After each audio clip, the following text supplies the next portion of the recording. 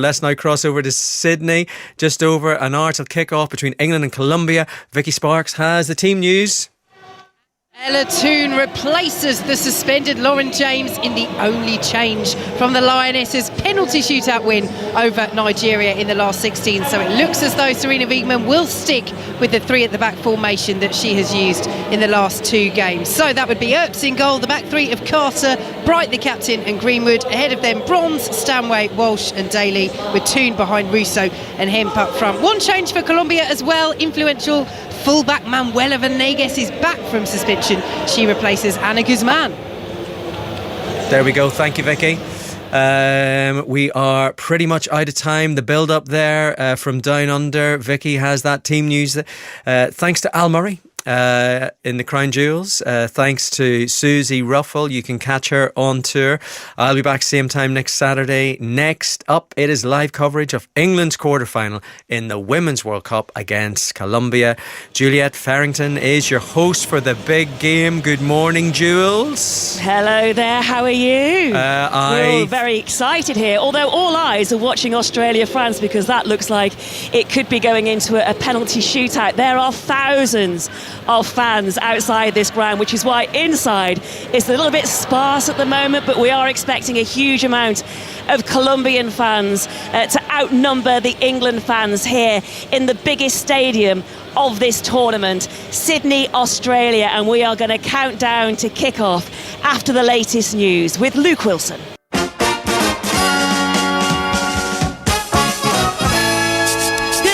From Sydney, more than 12 hours of 5 Live Sport begins now.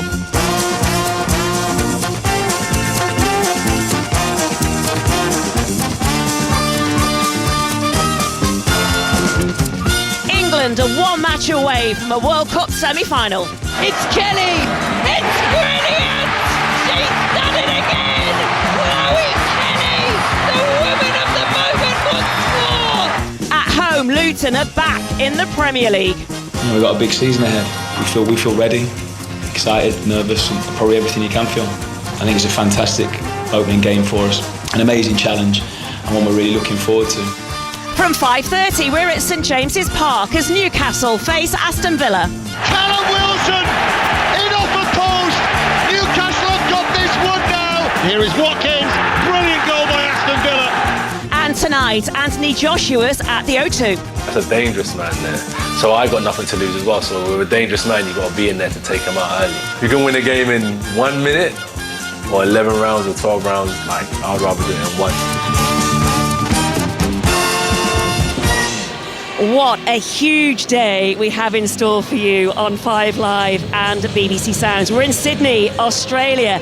Anthony Joshua's fight, by the way, against the late replacement, Robert Helenius from Finland at 10 o'clock tonight. We are going to have commentary for you in just under an hour's time of England against Colombia in the Women's World Cup quarterfinals. But we are deep into the second period of added time in Brisbane in the other quarterfinal that is taking place between Australia and France, and it does look like that is going to head to a penalty shootout to decide who goes through to the semi-finals of the Women's World Cup. I've got Karen Bardsley alongside me and Vicky Sparks as well. There are thousands and thousands of Matilda fans outside the ground here of Stadium Australia. They are in Cathy Freeman Park because they have put so many big screens outside just because so many fans want to be here inside the stadium. It's a 75,000 sellout for England against Colombia, but they are outside. They are certainly not inside because they are glued, Vicky Sparks, to this match that is taking place in Brisbane right now. Absolutely, and just seconds to go in extra time. It is so tense, Jules. I mean, yes, outside, absolutely, but everyone in the media centre as well is glued to the screens. There's a lot of people. I saw a journalist running up in between full time and extra time, came flying through the doors, waving her accreditation, who's clearly been outside watching the normal 90 minutes, then has to get inside to prep for this game. But it looks as though it's going to a penalty shootout. And remember, were England to beat Colombia in this quarter-final, they would face in the semi-finals the winners of this match, either the co-hosts Australia or France, who have been so good in this tournament. It's been a brilliant semi-final, and it looks as though it's going... brilliant quarter-final. It looks as though Don't it's get carried going all away. the way to see who'll make the semi-final. I think it's safe to say that there aren't many people in the media tribune, or the press box as we would call it back in the UK, and they are all firmly fixed to see what the outcome of that match in Brisbane is going to be. But while we wait to find out if it will go to penalties, and we will bring you that penalty shootout here on 5 Live. Vicky, you've got the teams for this match between England and Colombia. Yes, if you're just joining us, the big call for Sarina Wiegman was who was she going to replace the suspended Lauren James with, and the answer is Manchester United's Ella Toone. That is the only change from England's penalty shootout victory over Nigeria. So it looks as though she'll stick with the 3 at the back formation that she's used in the last 2 games. With the players on the pitch, she would have the option to tweak it and possibly play a 4-4-2, but having used the 3, having Rachel Daly in the side again, where you think she'd start at left wing back, it looks as though it'll be 3 at the back. We'll keep a weather eye on the warm-ups and let you know if we spot anything there. So yeah, just in case you're just joining us, that full line-up for England: Mary Earps in goal, the back 3 of Jess Carter, Millie Bright the captain, and Alex Greenwood. Ahead of them, Lucy Bronze, Georgia Stanway, Kira Walsh and Rachel Daly, with Ella Toone sitting behind Alessia Russo and Lauren Hemp up front.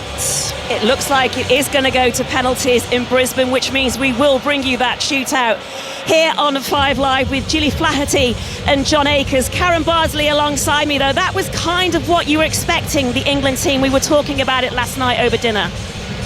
Yeah, I mean, we knew it was going to be an evenly weighted game, I think. I was kind of expecting France to edge it just on the balance of things, but, Australia's brought it so much tonight. I was talking about the team news. I know you're firmly Oh, sorry. fixed. I know you're firmly fixed on Brisbane.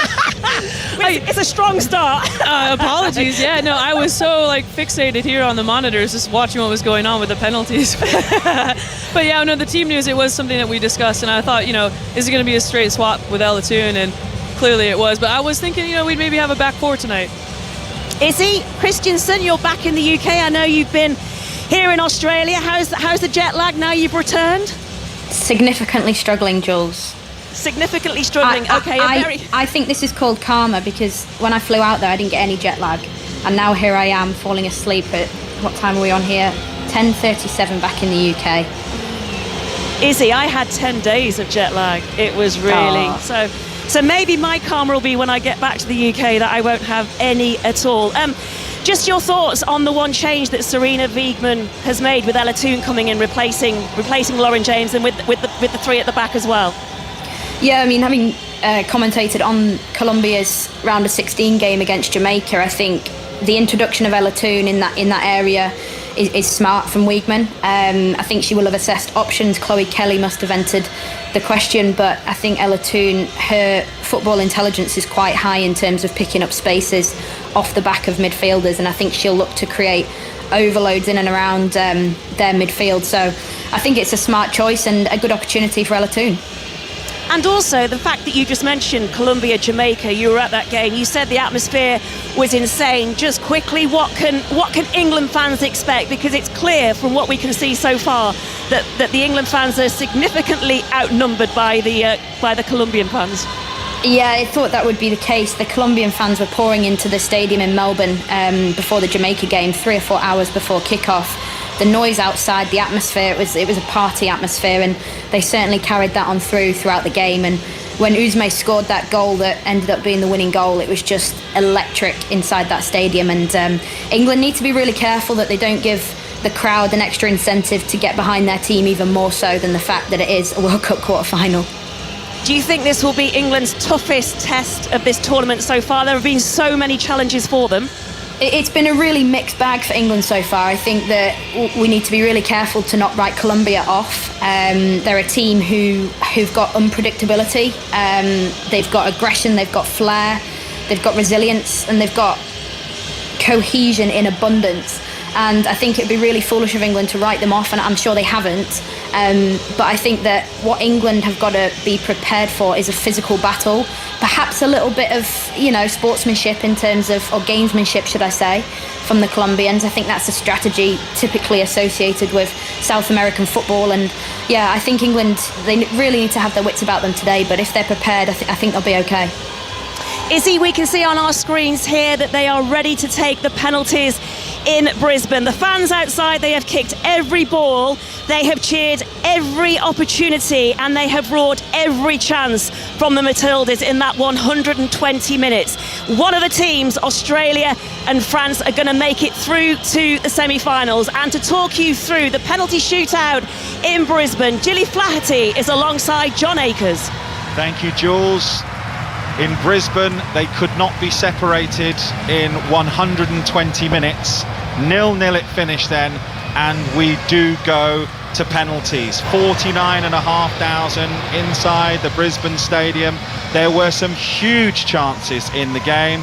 Dacre for France with a big chance, 3 yards out in the first half, put it over the crossbar, unguarded net, and then a brilliant block from De Almeida in the first half from Mary Fowler for Australia. Those are the two big chances in the game, and now we come down to penalties, Gilly, and she feels sick even though she's a neutral. I feel awful, honestly. I must have gone pale. I think it's just awful penalty. It's awful to watch them. It's awful to be a part of them. First penalty is for France then. She's up against, it's Selma Batcher up against Mackenzie Arnold.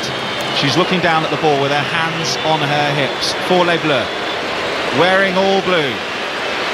This partisan Brisbane crowd booing her. She takes 4 big steps back towards the edge of the penalty area, breathing through her mouth, looks nervous. Angled run-up, arms by her side, just staring intently at the back of the ball, all green and gold behind the ball. Up she comes, saved by Arnold. Low down to her right-hand side. Guess right, shouts, come on, as she saves it. And the Brisbane crowd are on their feet. And Batcher walks back towards the halfway line. She just got it right. Was she off her line? They'll check it.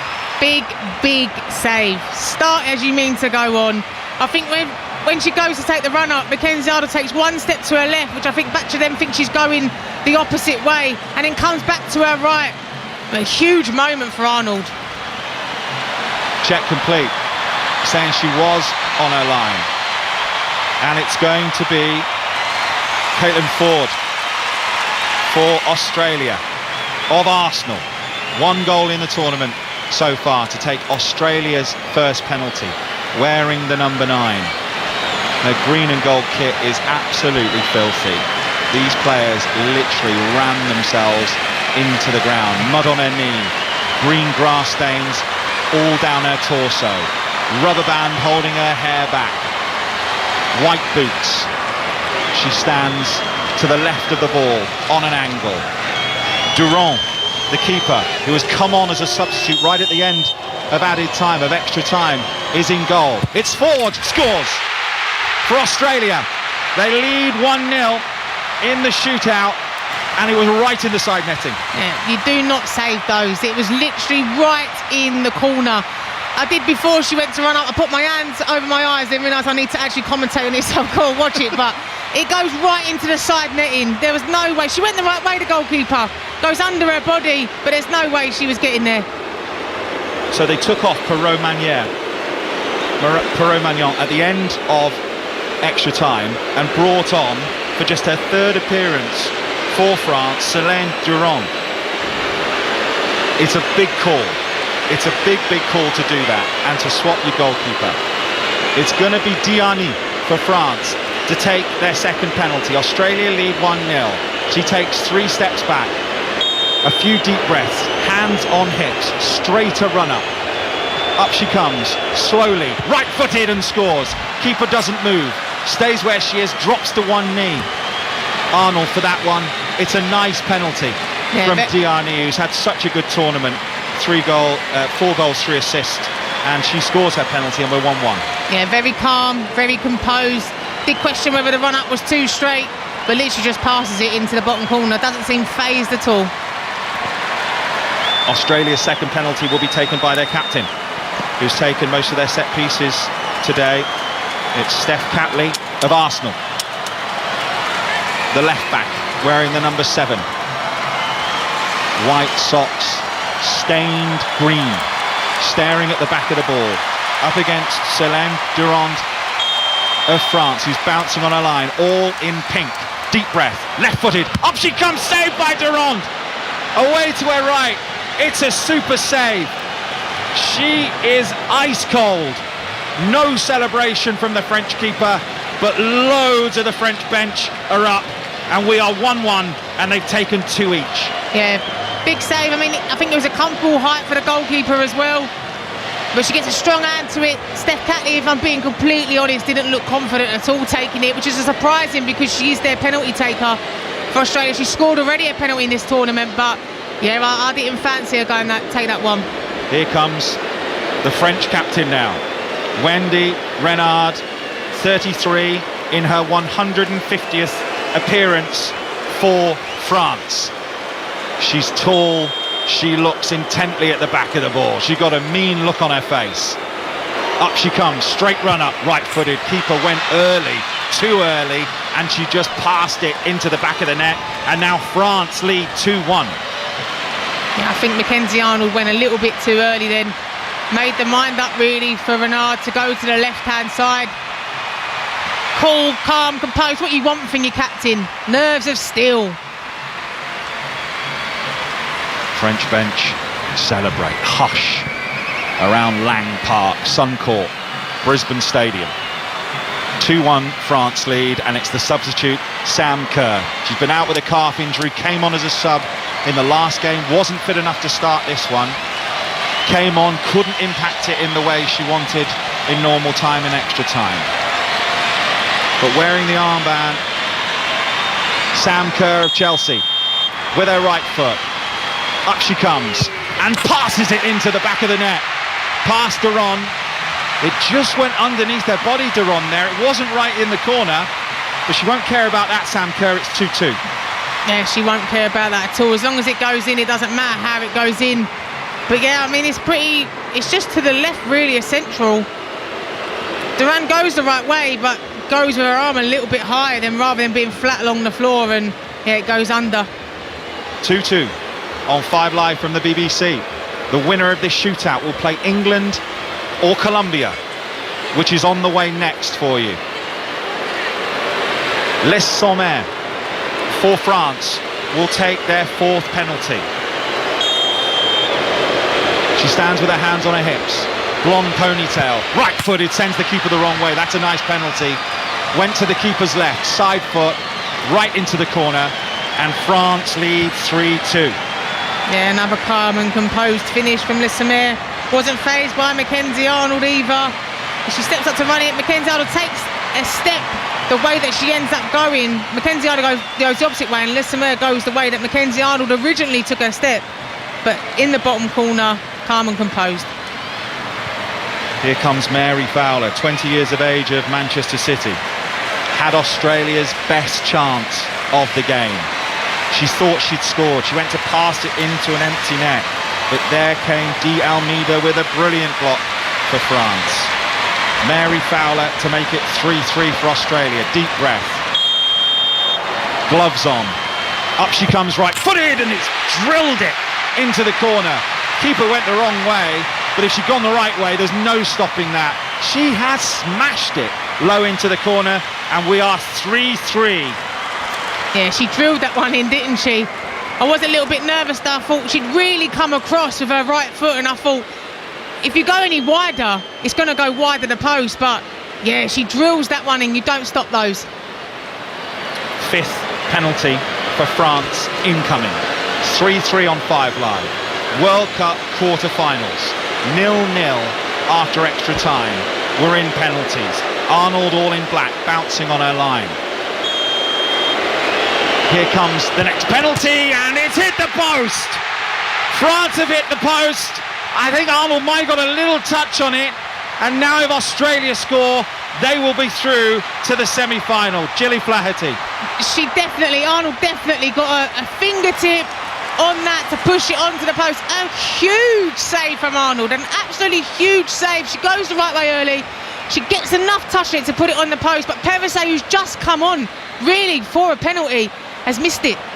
That's the pressure when you come on on 120 minutes. Yves Perisset knew she had to score. It's going to be your mate, the keeper, your former teammate at West Ham, Mackenzie Arnold. Big call, who is going to take the penalty for Australia against Duran of France. She's standing all in black, gloves still on. Up she comes, and she's hit the post. She's hit the post. She can't believe it. She's put her hands on the back of her head. She struck it firmly, but the keeper barely moved, and it struck the keeper's left hand upright halfway up and has bounced away. France breathe a sigh of relief. It is sudden death. It's 3 each after 5 penalties each. How will that affect you, mate? My heart is racing right now. I'm not too sure really why she's took the 5th one, in all honesty, because keepers do normally take it a little bit later on, but she must have felt confident and fancied it, but just strikes ball, she passed it into the back of the net, hits it too wide and too much on it. Arnold's just whipped up the crowd. If you've ever seen Stuart Broad do that in this summer's Ashes, whirling her finger around to get some crowd noise into the stadium. They were 1 kick away from being through to the semi-finals. But France now have a penalty. It's Guerrero who's going to take this right-footed slow run up. Oh, and she almost got there, the keeper, but it's in. France lead 4-3 in the shootout. Huge sigh of relief breathed by Guerrero. She's complaining to the referee about something. Is Arnold the goalkeeper here? The referee, Maria Carvajal of Chile, I think is just asking for a quick check. I don't know why. I think they're saying in the time that she took to take the penalty, obviously she near enough practically stops at the... It's the stutter step, isn't it? Yeah, stops at the spot. Arnold will be frustrated because she does get a hand to it, and she will be frustrated that she didn't keep that out, but she's questioning the time it took for her to take the penalty. Well, the check's complete, and the penalty will stand. It's 4-3 to France, and forward comes Katrina Gorry. You've got to watch these, by the way, you can't talk about them. I feel sick. Head in hands is Gilly Flaherty. Australia have to score. Katrina Gorry has to score. She breathes in, dark hair, tall, staring at the back of the ball, wearing 19, pink boots. Up she comes, right-footed, and it's in! Oh, the keeper thought she had it. Duran went to her right, got 2 big hands to it, but could only push it into the side netting, and by the skin of their teeth, Australia are 4-4 after 6 penalties each. 5 live from the BBC. The winner of this shootout face England or Colombia, which is next. Kickoff coming up. She should save it. Duran's going to be fuming. If they don't go through, she's going to be kicking herself because she gets both hands on it, goes through the gap. Live World Cup drama on the home of live sport. Kashawa for France with the 7th penalty, left-footed, and crashes it in off the crossbar. What a pen from the French left-back. That is the best penalty we've seen so far, and it is incredible, this, isn't it? What beautiful, a shootout. beautiful penalty, enough power, gets it right up, hits the underside of the crossbar. There's no saving that. It's 5-4. 5-4 after 7 penalties to France, and again, Australia have to score, and it's the substitute, Tamika Yallop, who is going to take it. With West Ham season before last, now with Brandt in Norway. Blonde hair, tied back, deep breath, staring at the back of the ball again. Angled run up, big moment for Australia. Need to score, up she comes, right-footed, and just strokes it home. Keeper goes the wrong way, lovely little stutter, watch the keeper, and then put it the other side.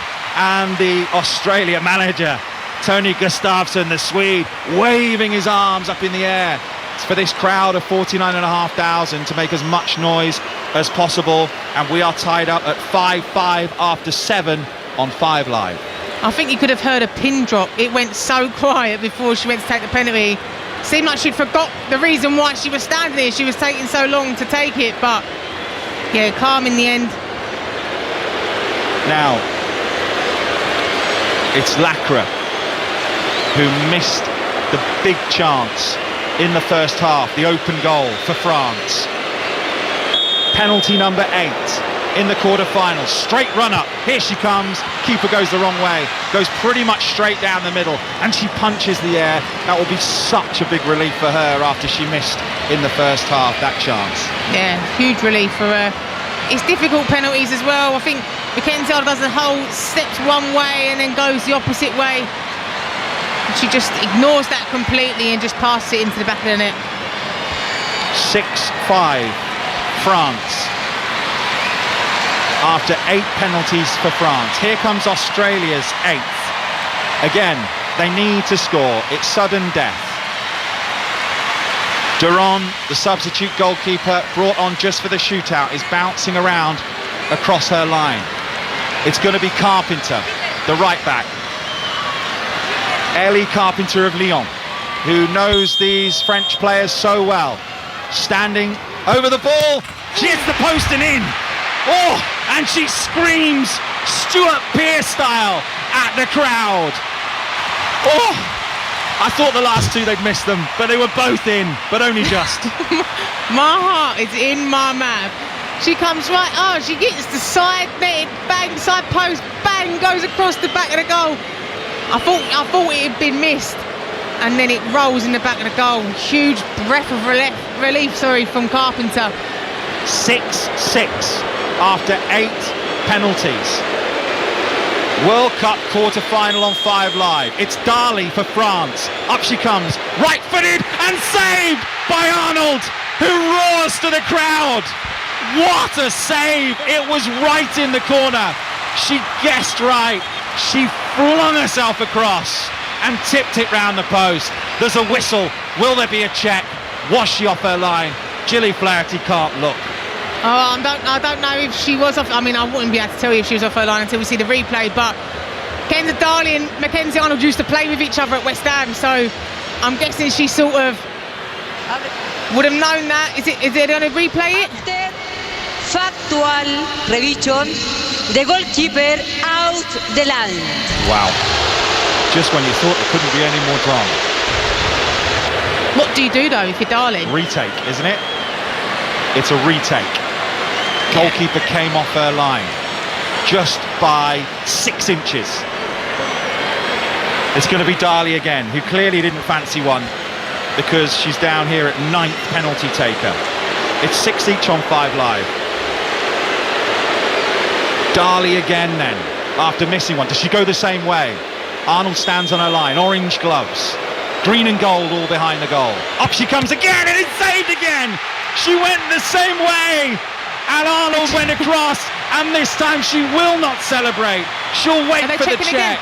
The whole stadium will wait for the check. Was she on her line? Yes, says the referee. This one's okay. And now Australia need to score to make it through to the semi-finals. What a save. That must be one of the most difficult things to do though. You've already had a penalty save. You then have to retake it. Do you go the same way? Do you change your mind? You change your mind to something that you're not comfortable with. But Mackenzie Arnold, it's a good height for Mackenzie Arnold as well. Strong hand. 6-6 after 9 penalties for France. And it's going to be Hunt, the centre-back. Claire Hunt of Western Sydney Warriors, with a chance to write her name into Australian sporting folklore. Up against Duran of France. Up she comes, and it's saved again! Wow! What a save that is from Duran! It was straight down the middle, it was high, and she flung up her left glove and got enough on it to keep it out. That is a miracle save. That's a huge save, but what is it? The 2 winning penalties that Australia could have had, you're trying to take the lever off the ball, pass the ball into the back of the net. You're trying to do something, trying to take the lever off, you're trying to smash it as hard as you can, pass the ball into the back of the net. You know they can't hear you, Gilly, don't you? Wow, 6-6 after 9 pens, and it's the impact sub for France, 19-year-old Vicky Beccho, who was one of the best players on the pitch when she came on. What a moment of pressure. Here she comes and hits the post! Keeper went the wrong way, Arnold. She went with her instep. She duffed it a bit and it pings back off the base of the goalkeeper's right-hand post. Her head is in her hand. She cannot believe it. She's praying to the sky. And again, Australia will have a penalty to win it. Mackenzie Arnold goes the wrong way. So much of the goal to hit it into. She hits the post. Is this going to be third time lucky for Australia? This is Australia's 10th penalty. It's 6-6. Score and they are through. It's the substitute, Vine. Courtney Vine, wearing the number 5, redhead, arms by her side to win it, and she has! Australia are through to their first ever World Cup semi-final on home tour turf. Brisbane erupts. The French, they fall to the ground all around the centre circle. They are disconsolate. But Australia, jubilant. The Matildas waltz into the semis, and boy are they celebrating hard in Brizzy. It wasn't the greatest game. It was one of the best shootouts we've ever seen. Oh, I feel like I could cry. You know what, as a neutral, what a game of emotion. You know, even the penalties then, it took Australia 3 attempts to have winning penalties to put the ball in the back of the net. France will feel gutted, absolutely gutted it's ended like that, but what a moment for Australia, it's huge. Thomas Gustafsson, the Swedish coach of Australia, is in floods of tears, and he's not alone. It finished 0-0 and 7-6 to Australia on penalties after the 10th kick. Australia will face England or Colombia in the semis. What a shootout. 7-6. Australia are through. John, Gilly, thank you so much for bringing us all that drama from Brisbane. I'll let you into a little secret here, because in Sydney on our screens we were about 10 or 15 seconds ahead of that commentary that you just heard, so we knew exactly what was coming before you were listening to it. And the noise outside, Vicky, because I think they'll make their way in now, because the screens outside, there are thousands of Australian Matilda supporting fans outside this stadium. The 75,000 capacity. It's a sellout crowd for this match between England and Colombia, but they will be absolutely ecstatic by that scoreline and that result. I tell you what, Jules, I've got goosebumps, and that's just from sitting in Stadium Australia watching it as we see the pictures continue celebrating on the pitch in Brisbane and the fans starting to make their way towards Stadium Australia. But what a moment for Australia. I mean, the co-hosts who have dreamed of going so far in this tournament, and now they knock out France, who have played so well, and they're through to the semi-finals of the Women's World Cup. And I should say, Jules, as you say, they've got to get all these fans in here. Just looking around, I reckon, God, we've got to be shy of 10,000 in here. They've got about 65,000 fans to get through the turnstiles in the next 25 minutes or so. So in all seriousness, we will keep an eye on whether there might be a delay to kick off, because yes, lots of Australia fans, but I'm sure the England and Colombia fans, knowing that they'd face the winner of that quarter-final in the semi-finals if their side gets through, would have been outside just waiting until that finished as well. But what a moment for Australia, and haven't we seen some dramatic penalty shootouts at this Women's World Cup? Vicky, I'm gonna vom, man. That was gnarly, honestly. I can't believe what I've just seen. I mean, some fantastic penalties, but some pretty horrendous ones as well. And you know, in terms of just like really overcomplicating things and really snatching at the ball and really trying to do too much, as Gilly said in commentary. But I mean, it took a fantastic go-go gadget save, you know, from Mackenzie Arnold to really kind of keep Australia in it. And you know, the confidence that she had to take a penalty as well, and the effect of missing a penalty and having to face another one and try to make a save, and the resilience that she must have, you know, in terms of her psychological approach. But wow, you know, it's just nuts. You know, we have to, you know, in terms of energy around this tournament, keep the hosts in it for as long as possible. And you know, fortunately Australia did that tonight. But you can see scenes from outside. It's like an ant farm. Like they're all just kind of streaming into this stadium now. It's nuts. I feel sick. And Izzy, Karen just saying there, it's important to have the co-host still in the tournament for the last week of this World Cup. But of course, it's England next. Oh my word. If England beat Colombia. If England beat Colombia, which is the big question, but my word, that penalty shootout. I was pacing up and down the living room and I cannot believe it. What a journey for Australia. And took right till the end. But yeah, of course, Australia's journey marches on and England or Colombia will face them.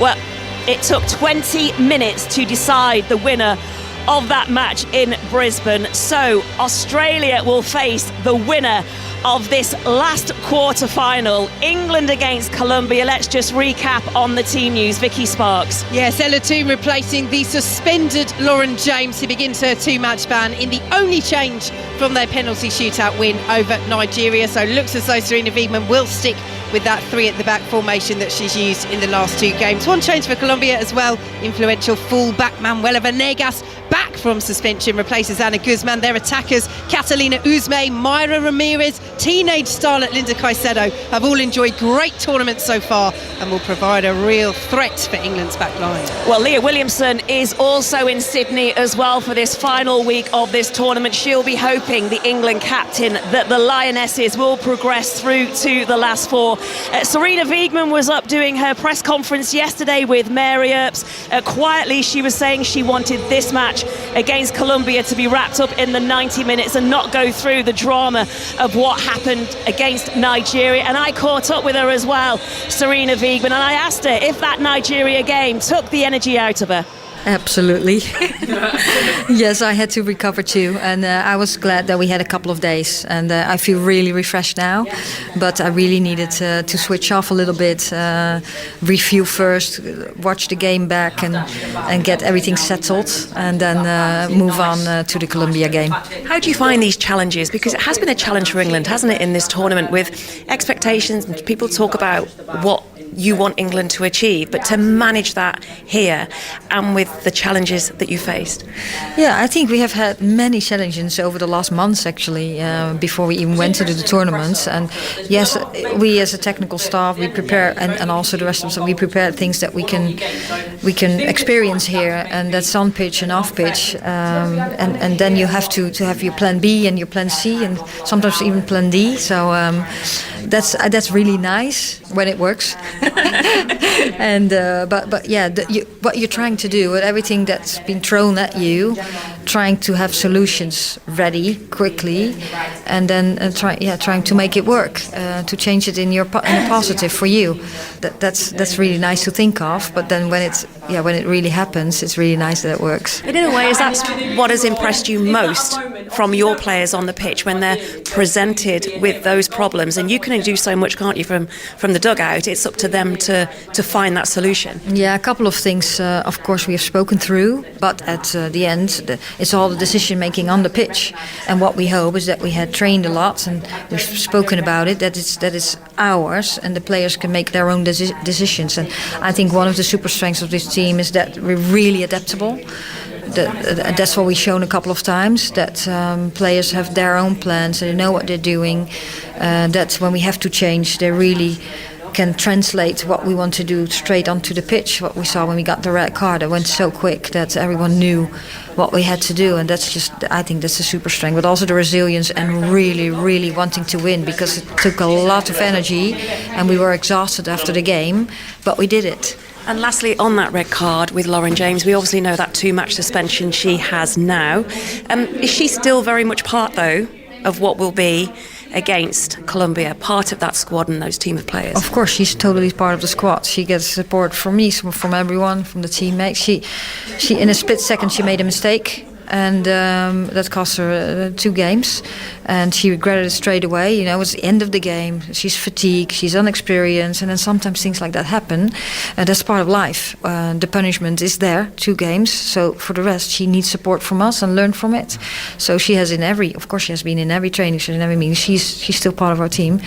She just can't play. She'll just support you instead. Exactly, that's what she will do. Good luck, Sarina. Thank you. Thank you.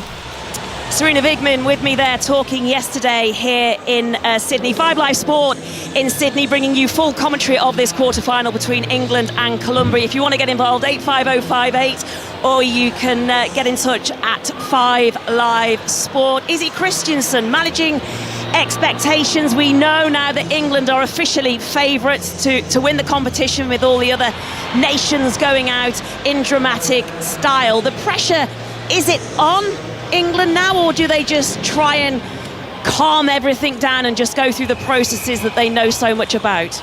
Yeah, it's a great point, Jules. I think, you know, pressure exists, whatever, at this level of football. There's pressure on every nation, but I think there's less pressure on England internally because of the depth of preparation. You can hear Serena Wigman talking about, you know, plan A, B, C, D, possibly E, you know, how far can you go? And that's all in the preparation. And I always think that you become nervous when you're playing, when you're not prepared. And I look at the England team, and we've seen, obviously, the switch in formation throughout the tournament. And that was my biggest question to this England side coming into this tournament. You know, off the back of the Euros win, playing a really kind of consistent 4-3-3 formation with wingers, you know, coming inside, overlapping fullbacks. They were so good at what they did in the summer last year. I was almost wondering, well, how are they going to adapt from that? Because they're coming into this World Cup with a big target on their backs. And Serena Wigman's asked my question, and I'm sure many other people's question, by reverting to that 3 back against China. And you know, perspective is a wonderful thing. I thought England were absolutely outstanding against China in possession.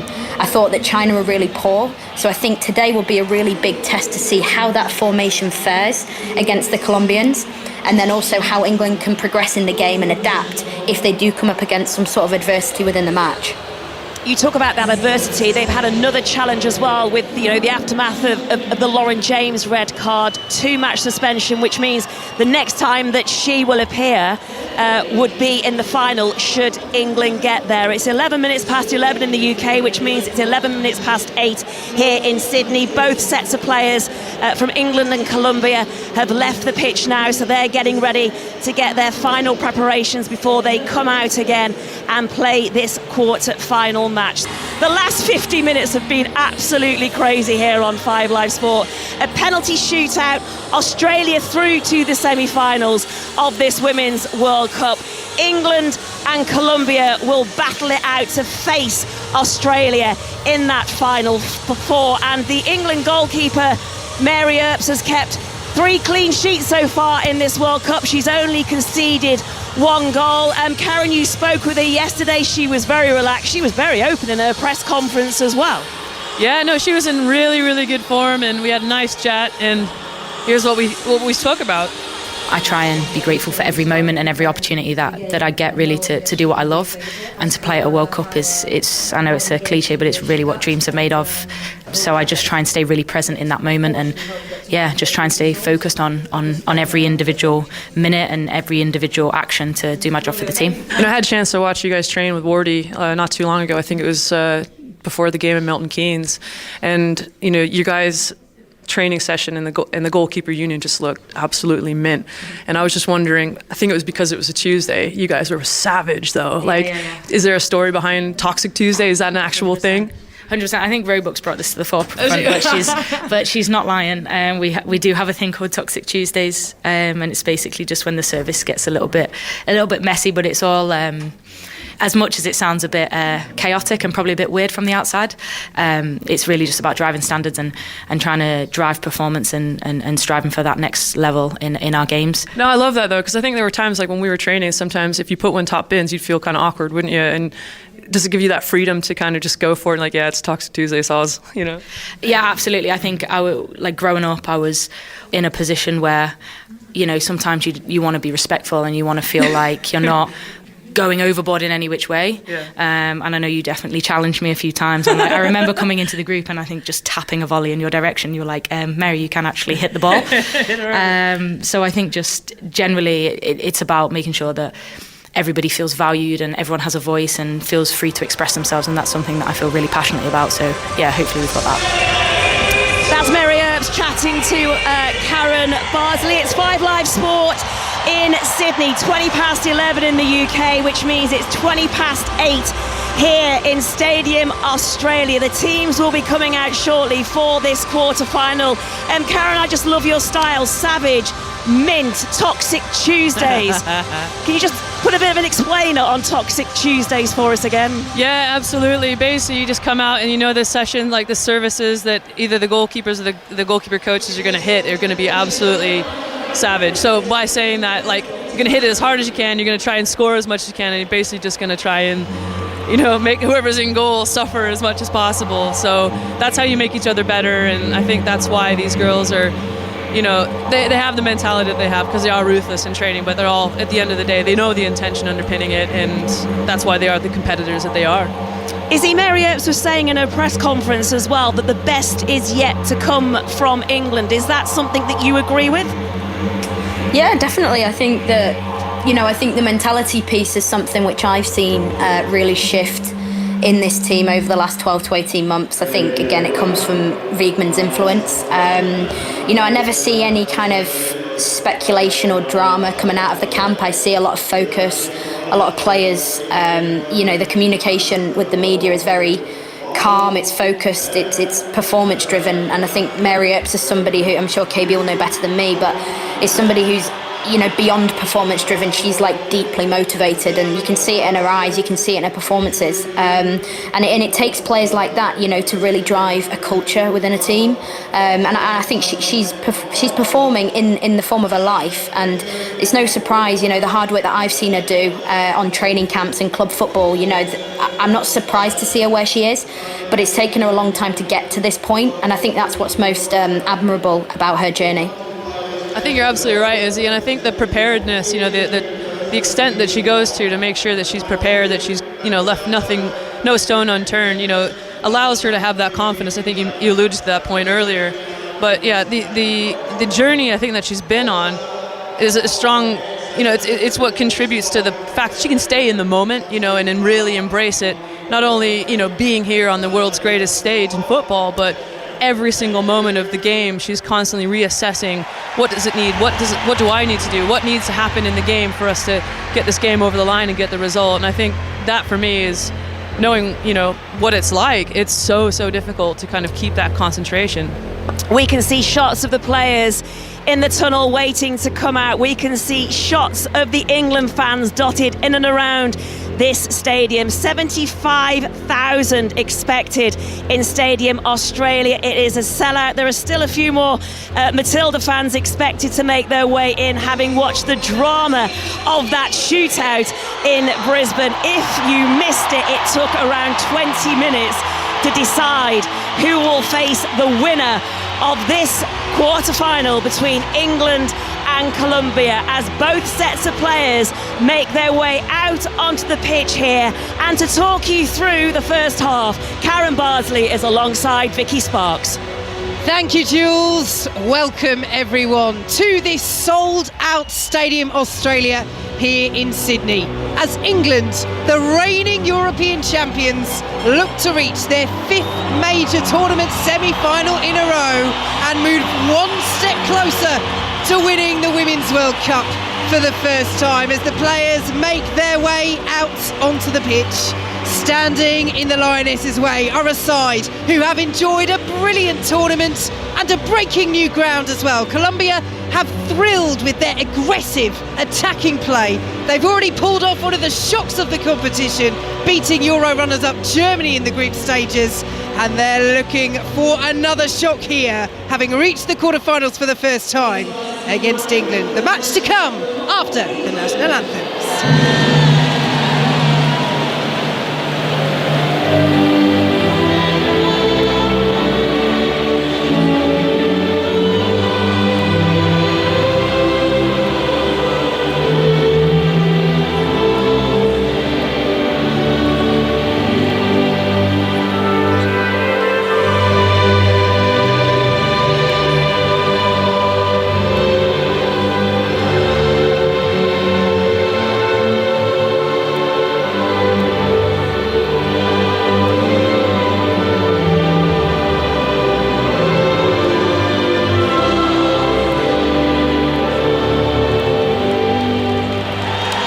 with gusto by the fans inside the stadium, but the white shirts of England are vastly outnumbered by the yellow shirts of Colombia. Huge support here for the South American runners-up last year.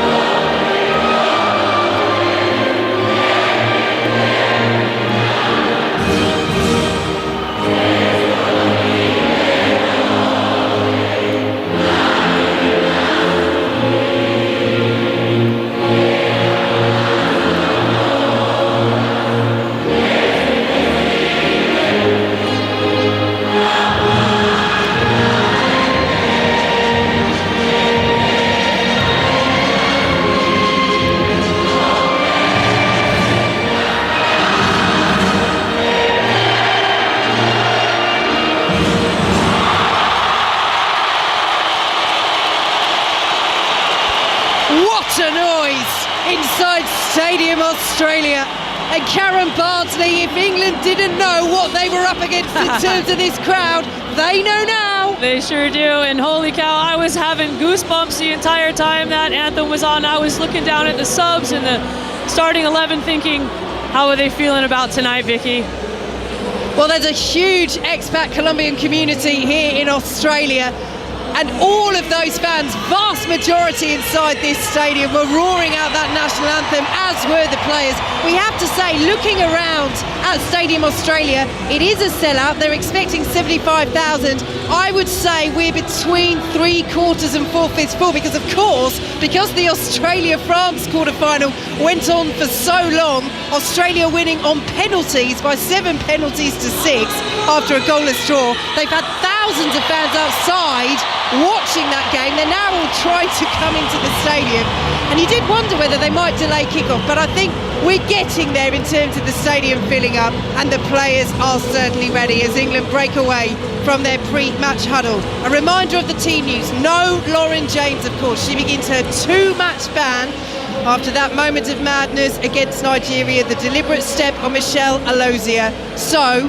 the only way she can play again at this tournament, of course, is if England were to reach the final. The one change sees Ella Toone replace her, so it looks as though Sarina Wiegman will stick with this 3 at the back formation that she's used in the last 2 games. One change for Colombia as well. Influential fullback Manuela Vanegas is back from her suspension and replaces Anna Guzman.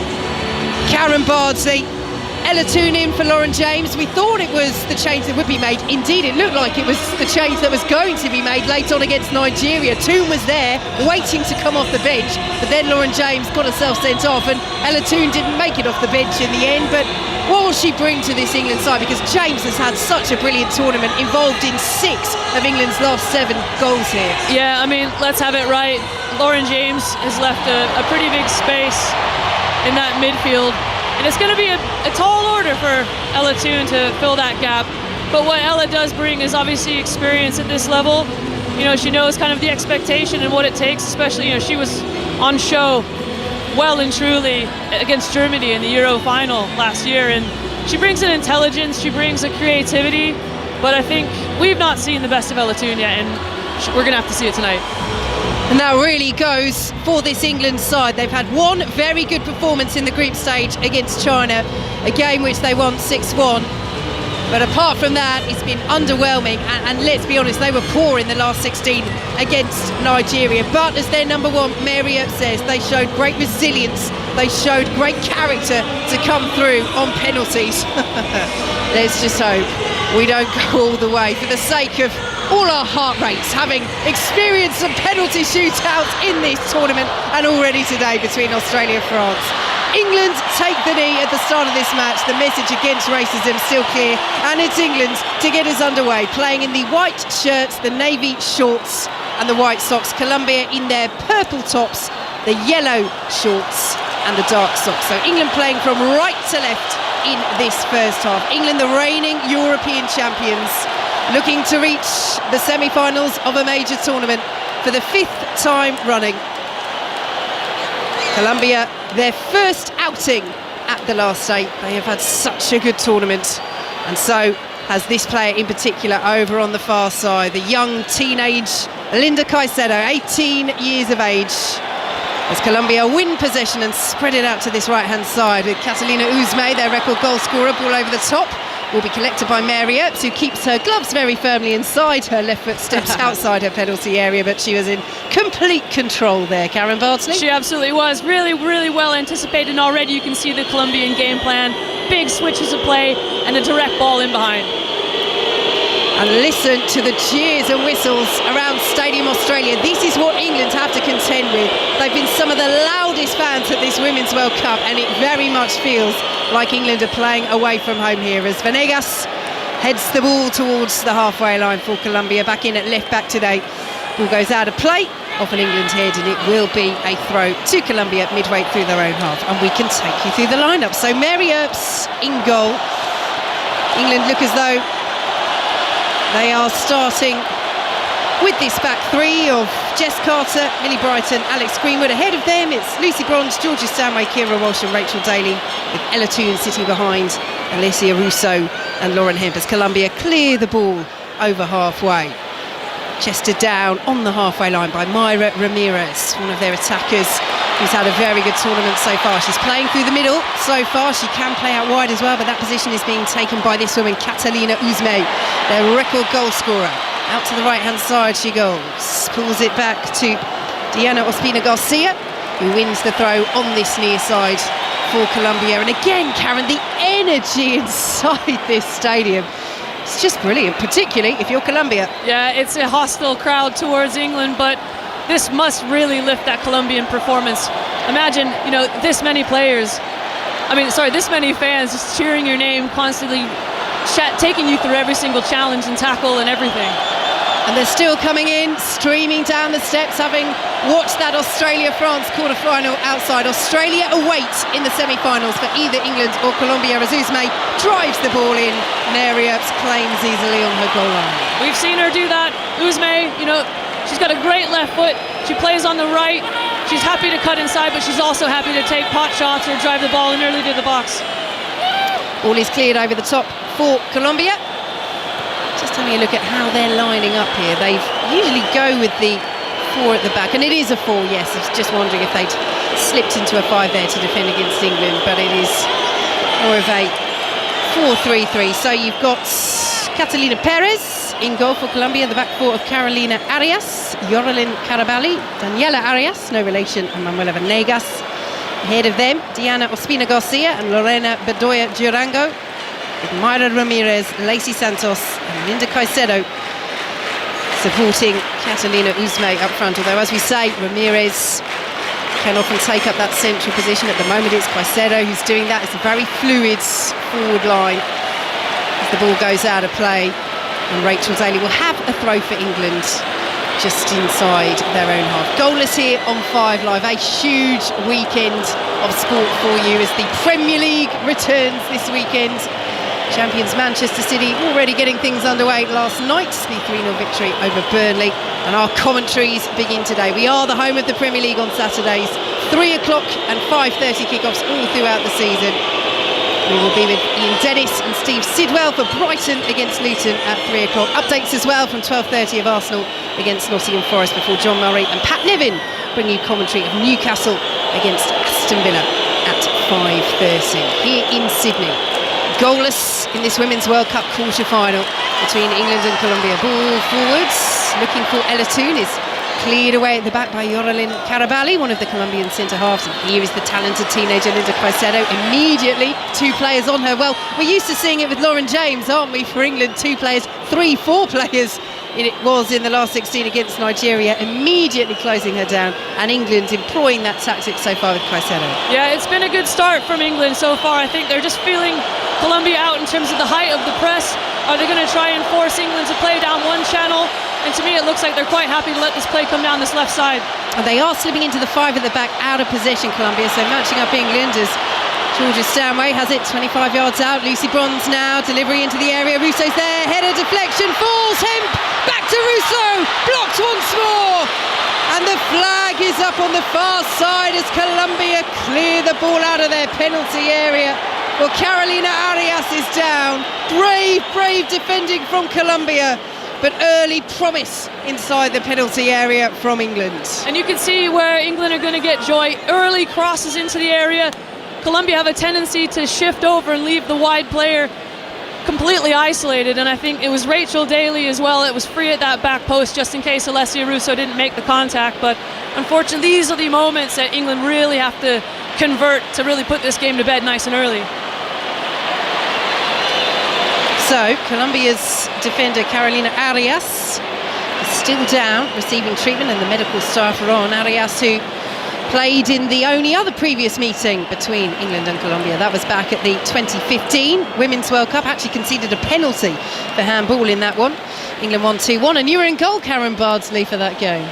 Yeah, I probably shouldn't have been in goal for very long, because I remember that I made a pretty clumsy save. Ended up taking someone out. But listen, for me personally, that was a really pivotal moment in terms of my own confidence in that tournament, but the momentum we built as the group stages went on, and fortunately we got the result. But I can remember, Vicky, with 13,000 fans in the stands, a majority of them were Colombian, and the sound was very similar to this, although a slightly lower scale. But Vicky, if you don't mind, I was just watching that little confusion kind of in the box, lots of ricochets, but at the initial save I missed, and it was a fantastic save from Perez off her right foot, really extended, nice block position. But yeah, the Colombian right back still on the floor and absolutely got nailed by that shot.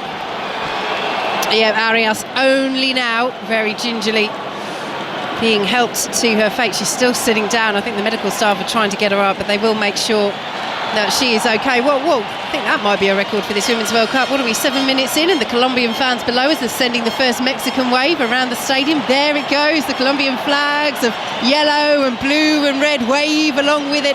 It really is a sea of yellow in here. Did we not know that Australia were playing in Brisbane?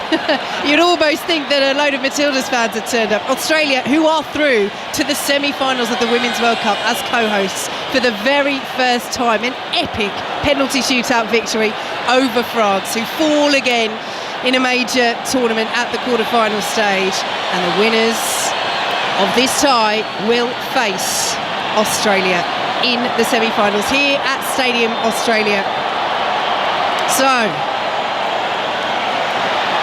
Carolina Arias is being helped around the side of the pitch. It looks as though she may not be able to continue. And Colombia have movement on the bench as their players again wave their arms. Daniela Arias geeing up the crowd as if it needs any further encouragement.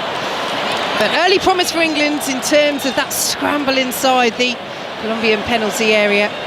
But we are goalless, 8.5 minutes played here on BBC Radio 5 Live. England in possession. Here is Millie Bright, squares it to Alex Greenwood, who advances into the Colombia half. Very little pressure here as Greenwood races towards the penalty area. She's 25 yards out now, left-hand side. Toom will try and find Rachel Daly down the left. Catalina Uzme manages to clear away, taking the armband once again. Daniela Montoya left on the bench as the ball is into the area, headed down by Lucy Bronze. Arias will clear away from Alessia Russo, back in by Bronze. Shout for handball, mainly from Karen Bardsley to my left. None of the England players really appealed for it. Ball goes out of play for a throw. The referee is just telling Lucy Bronze not to take it. VAR will have a look, but Colombia have a player down.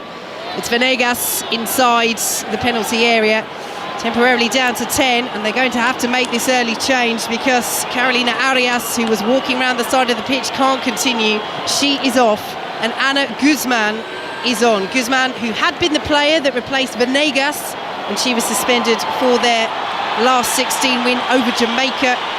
So she's had experience, Anna Guzman, at this World Cup, her first senior World Cup, making her debut last match. She did very well, the 18-year-old, and she's come on to replace Carolina Arias. So not ideal for Colombia being forced into that early change as England see the throw headed out, and they'll have another one. And it wasn't a penalty, Karen Barsley, but good to know you with us. I'm adamant that was definitely a handball. Anyway, what do I know? England come forward, down the right-hand side they go with Lauren Hemp. Goalless here, but good start this from the Lionesses. Here is Hemp once more, looking to really raise those performance levels, England, as Russo with the header. It's straight at Catalina Perez, who dives on her goal line and gathers the ball gratefully. You can see this England side have been watching the previous games. You know, Jamaica got a lot of joy in the wide areas, looking to get balls into the area nice and early, either low cutbacks or driven crosses, and you can see that the gaps are appearing in between the defence for this Colombian back line. Millie Bright, the England captain, heads up towards halfway. Georgia Stanway gets there and squares the ball to Rachel Daly. Colombia again have a player down in the centre circle. It's Lacey Santos, attacking midfielder, who does get back up to her feet. The jeers are because England are in possession. Millie Bright, long ball over the top, looking for the run of Alessia Russo, but she won't keep it in, and it's a goal kick to Colombia. I'm enjoying watching Alessia Russo's movement already. You know, she's asking questions of the two centre backs for Colombia. You know, 1v1 duels. Who can I sit on the most, and who is the weaker of the two? Who can I pin back? And where does that create the space for either Ella Toon to run into or the wide areas? Like, this is nice. It's a good start from England. Goalless here on BBC Radio 5 Live and on BBC Sounds as Rachel Daly heads the ball clear. It's intercepted by the central midfielder Diana Ospina Garcia, given away by Colombia. Lauren Hemp can't quite take that ball forward from Lucy Bronze in her stride, and it's cleared away by Daniela Arias, part of the side that finished runners-up at the Copa America last year for Colombia. England indeed are the only remaining continental champions at this World Cup. We've lost the Asian champions, China. We've lost the South American champions, Brazil. The world champions, of course, the USA, who are also the CONCACAF champions. The African champions, South Africa. The Lionesses are the last women standing in that regard as they look to win their first Women's World Cup, having made history at Wembley last year, lifting the European Championship, their first major trophy. And they had the ball just outside their own penalty area, but we saw hesitancy, didn't we, Karen? You and I sitting watching in Brisbane in the last 16 against Nigeria. England started so slowly. This is much more like how they started against China in the group stage, a game which they won 6-1. But here goes Linda Caicedo, the 18-year-old down the left-hand side, getting the better of Lucy Bronze. Nice little 1-2 with Lacey Santos. And Caicedo will spread the ball out to this right-hand side. And here is Catalina Uzme, their record goal scorer. Drives from 30 yards, headed away by Alex Greenwood. Uzme wins the header once again, 30 yards out. Colombia squeezed the ball into the area. Here is Anna Guzman. Rachel Daly has to be careful. Guzman's delivery intercepted by Greenwood on the corner of the 6-yard box, and she'll run clear of 3 purple shirts. That's very good defended by Greenwood. What a tournament she's had. Producer Gary's applauding to my right, but she's been brilliant as the ball goes out of play for an England throw. So many positives to talk about. Alex Greenwood take a bow, fantastic touch, really calm, dribbles out of the area and looks to connect to a pass into Ella Toon into the midfield. But you're absolutely spot on, Vicky. Looks so much more confident, organized across the back three, but Lucy Bronze getting forward. This is great stuff from England. Again, I have to repeat myself. Still goalless, but this is more like it from the Lionesses. Mary Earps promised us in the pre-match press conference here at Stadium Australia yesterday that the best was yet to come. They had so many more levels of performance they could reach, she said, and they are certainly putting on more of a show so far. But Colombia are not to be taken lightly whatsoever. They've enjoyed a fantastic tournament. First time in the quarterfinals of the Women's World Cup, and here goes Caicedo again. She's taking on Jess Carter. She's got the better of Jess Carter. She's bursting down the left-hand side, and she curls over the bar from the edge of the area, having left Carter on her back inside the box. And there is the danger, in a nutshell, from Linda Caicedo. Again, it started out a bit of a 2v1 in the favour of Lucy Bronze and Jess Carter with Caicedo, but Caicedo just managed to get around the corner, and unfortunately Jess Carter lost her footing. But some really great technical skill from Caicedo to cut inside at the edge of the area, but really lacked the finish, fortunately for England. Oh, England almost give the ball away with that back pass to Millie Bright, closed down by Myra Ramirez, who's taking up that central position once again. The ball is all the way over the top to Catalina Perez. What has our referee seen here? Oh, she's called it back for a free kick to England. I was going to say, Perez has just passed it straight to Lauren Hemp, but she did so casually that clearly the whistle has gone. Tell you what, we're going to have a job hearing the whistle inside Stadium Australia. I would say it's pretty much full now. It's a sellout crowd. There's been a lot of people asking here in Sydney, is there any way we can get tickets for the quarter-final? I'm sorry, the answer is no, it's sold out.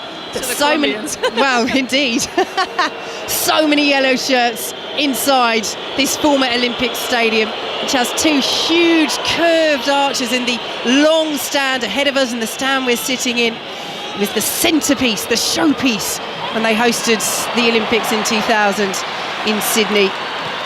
And it will play host to Australia in the semi-finals. What a moment of national pride that will be. Will it be England? Will it be Colombia they face? It's goalless.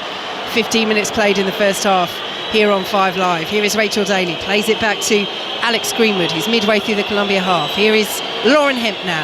Again, the jeers and whistles for England in possession. Walsh's delivery cut out, and the huge cheers as Catalina Uzme made that interception. But England's almost still possession back. Uzme gets the better of Ella Toone. Interesting role this for Uzme, as Lauren Hemp can't keep that in, and Guzman will win the throw off Hemp for Colombia midway through their own half.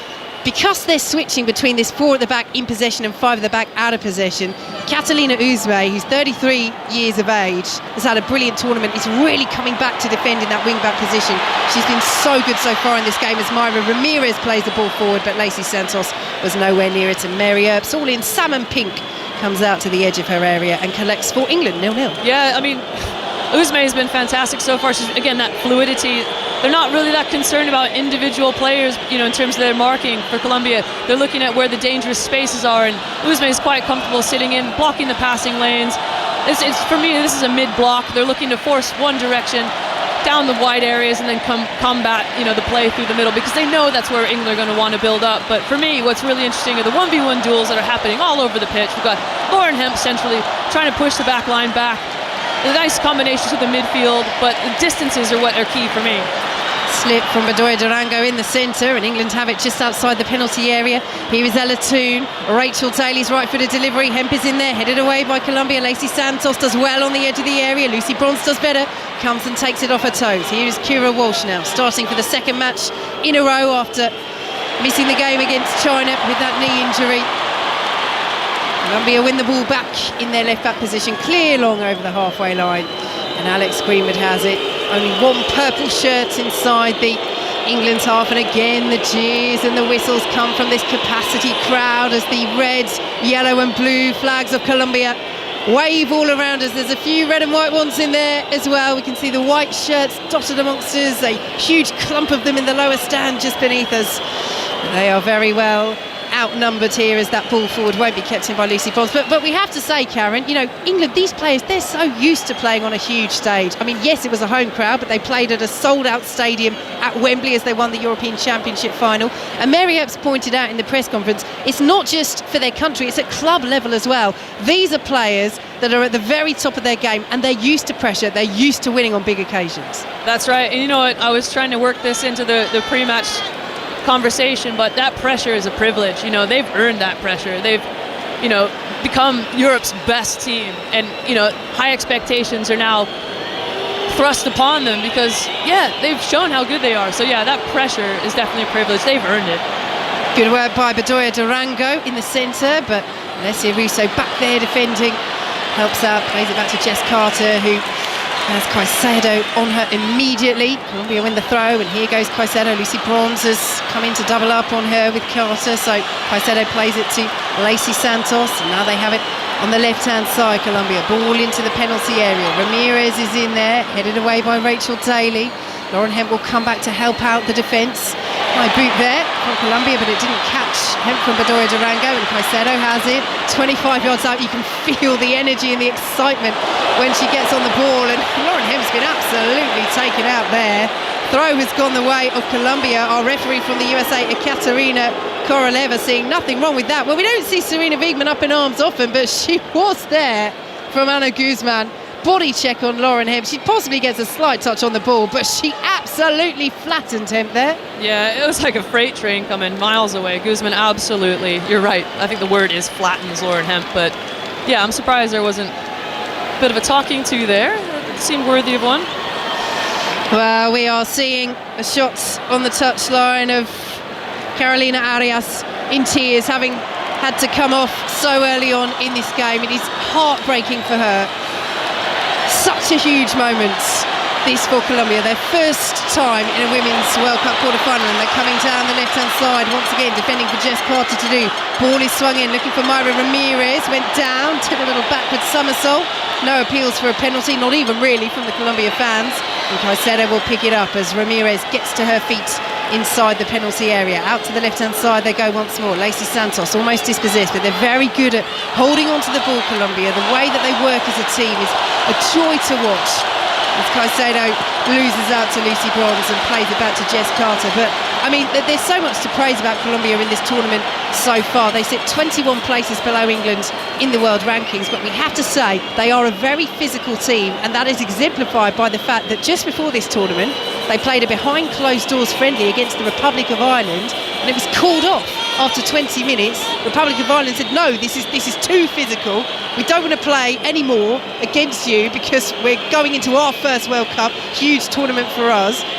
Became overly physical. Colombia disputed that, said it was framed within the rules of the game, healthy competition and fair play, but they respected Ireland's decision to abandon the game. But it just gives you a sense of how they approach this beautiful game of ours. But there's so much talent as well, as Lucy Bronze loses possession down by the corner flag. Free kick to Colombia, and that's it, isn't it? They're not afraid to get physical, Karen Barsley, but there is a huge wealth of attacking prowess in this side as well, and defensively. I think that kind of stems from the nature of the Colombian people. Like, they love their football. They're so passionate about everything, whether it's football, whether it's their food, whether it's just life in general. I mean, there's literally like mini parties going on everywhere around us at this moment in time, and I think you can see that on their pitch. You know, like the challenges that they're happy to go into. It means so much to them to not be here, but compete. This is a quarterfinal. You know, they want to make history. That's how much it means. Yep. Can they make more history, having reached the last 8 for the first time, as the ball is over the top of the halfway line and collected by Millie Bright midway through this first half. It's flown by here on 5 Live. Goalless in this Women's World Cup quarter-final.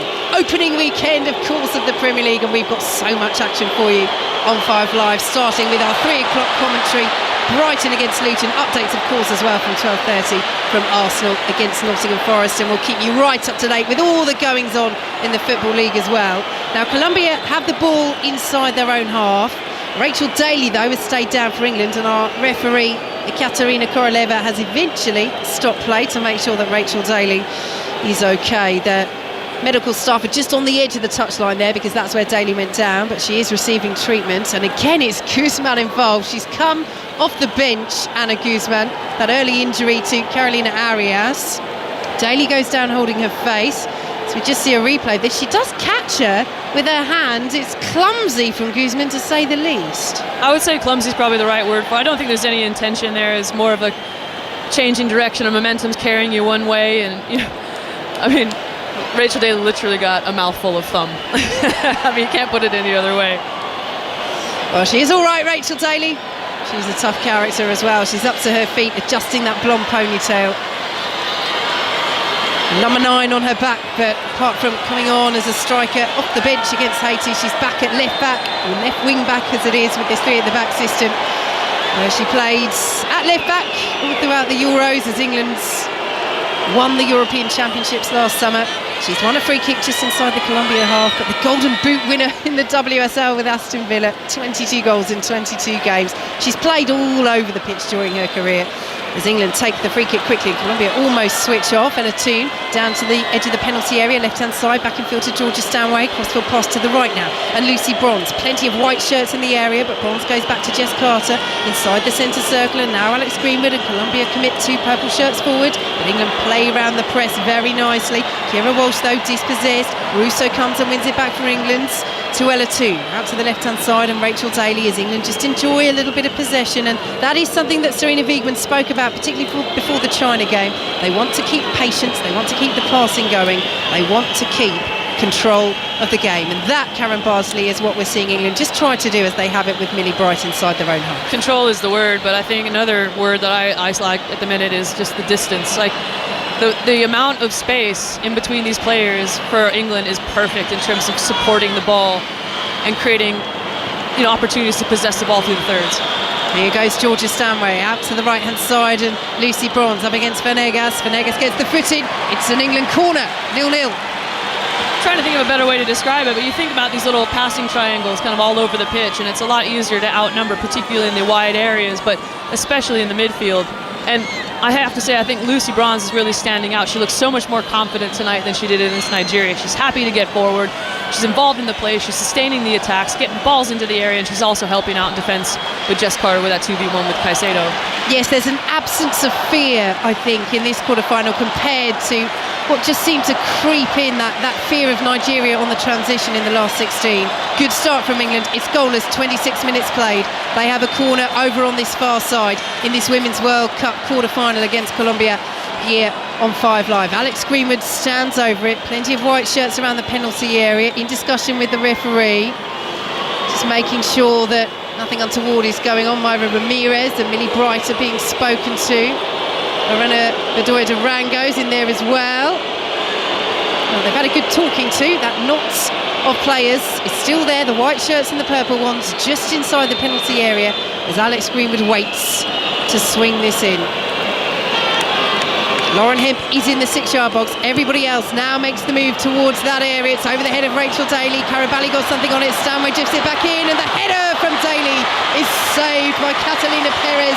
It was straight at her again. Well, she had a couple of chances, didn't she, Karen, in the last 16 like that, Rachel Daly, against Chiamaka Nnadozie, the Nigeria goalkeeper. And again, it's straight down the throat, this time of Colombia's number 1.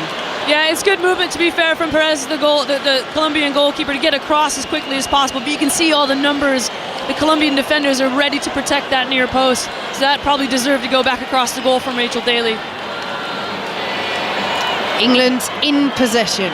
In field they go to Kira Walsh. Forward now to Ella Toone. They're moving the ball nicely, England, with good confidence. This is one of their better performances at this Women's World Cup so far. Here is Kira Walsh, plays it forward once more to Lucy Bronze, who steps past Ospina Garcia with ease. Infield she goes to Stanway. It was just in front of Ella Toone. Rachel Daly will pick it up and drive, and it's just over the angle of post and bar.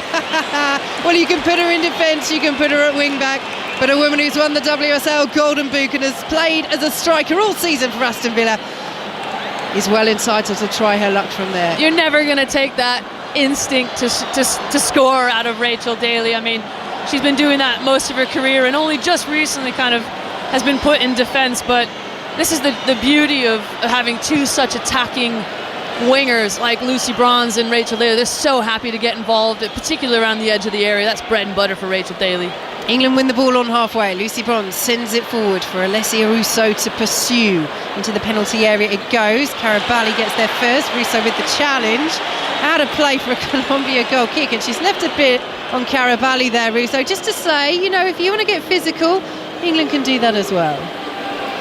Certainly up for the challenge, I think, England tonight. Honestly, every single player, to me, looks like they're winning their 1v1 duels all over the pitch.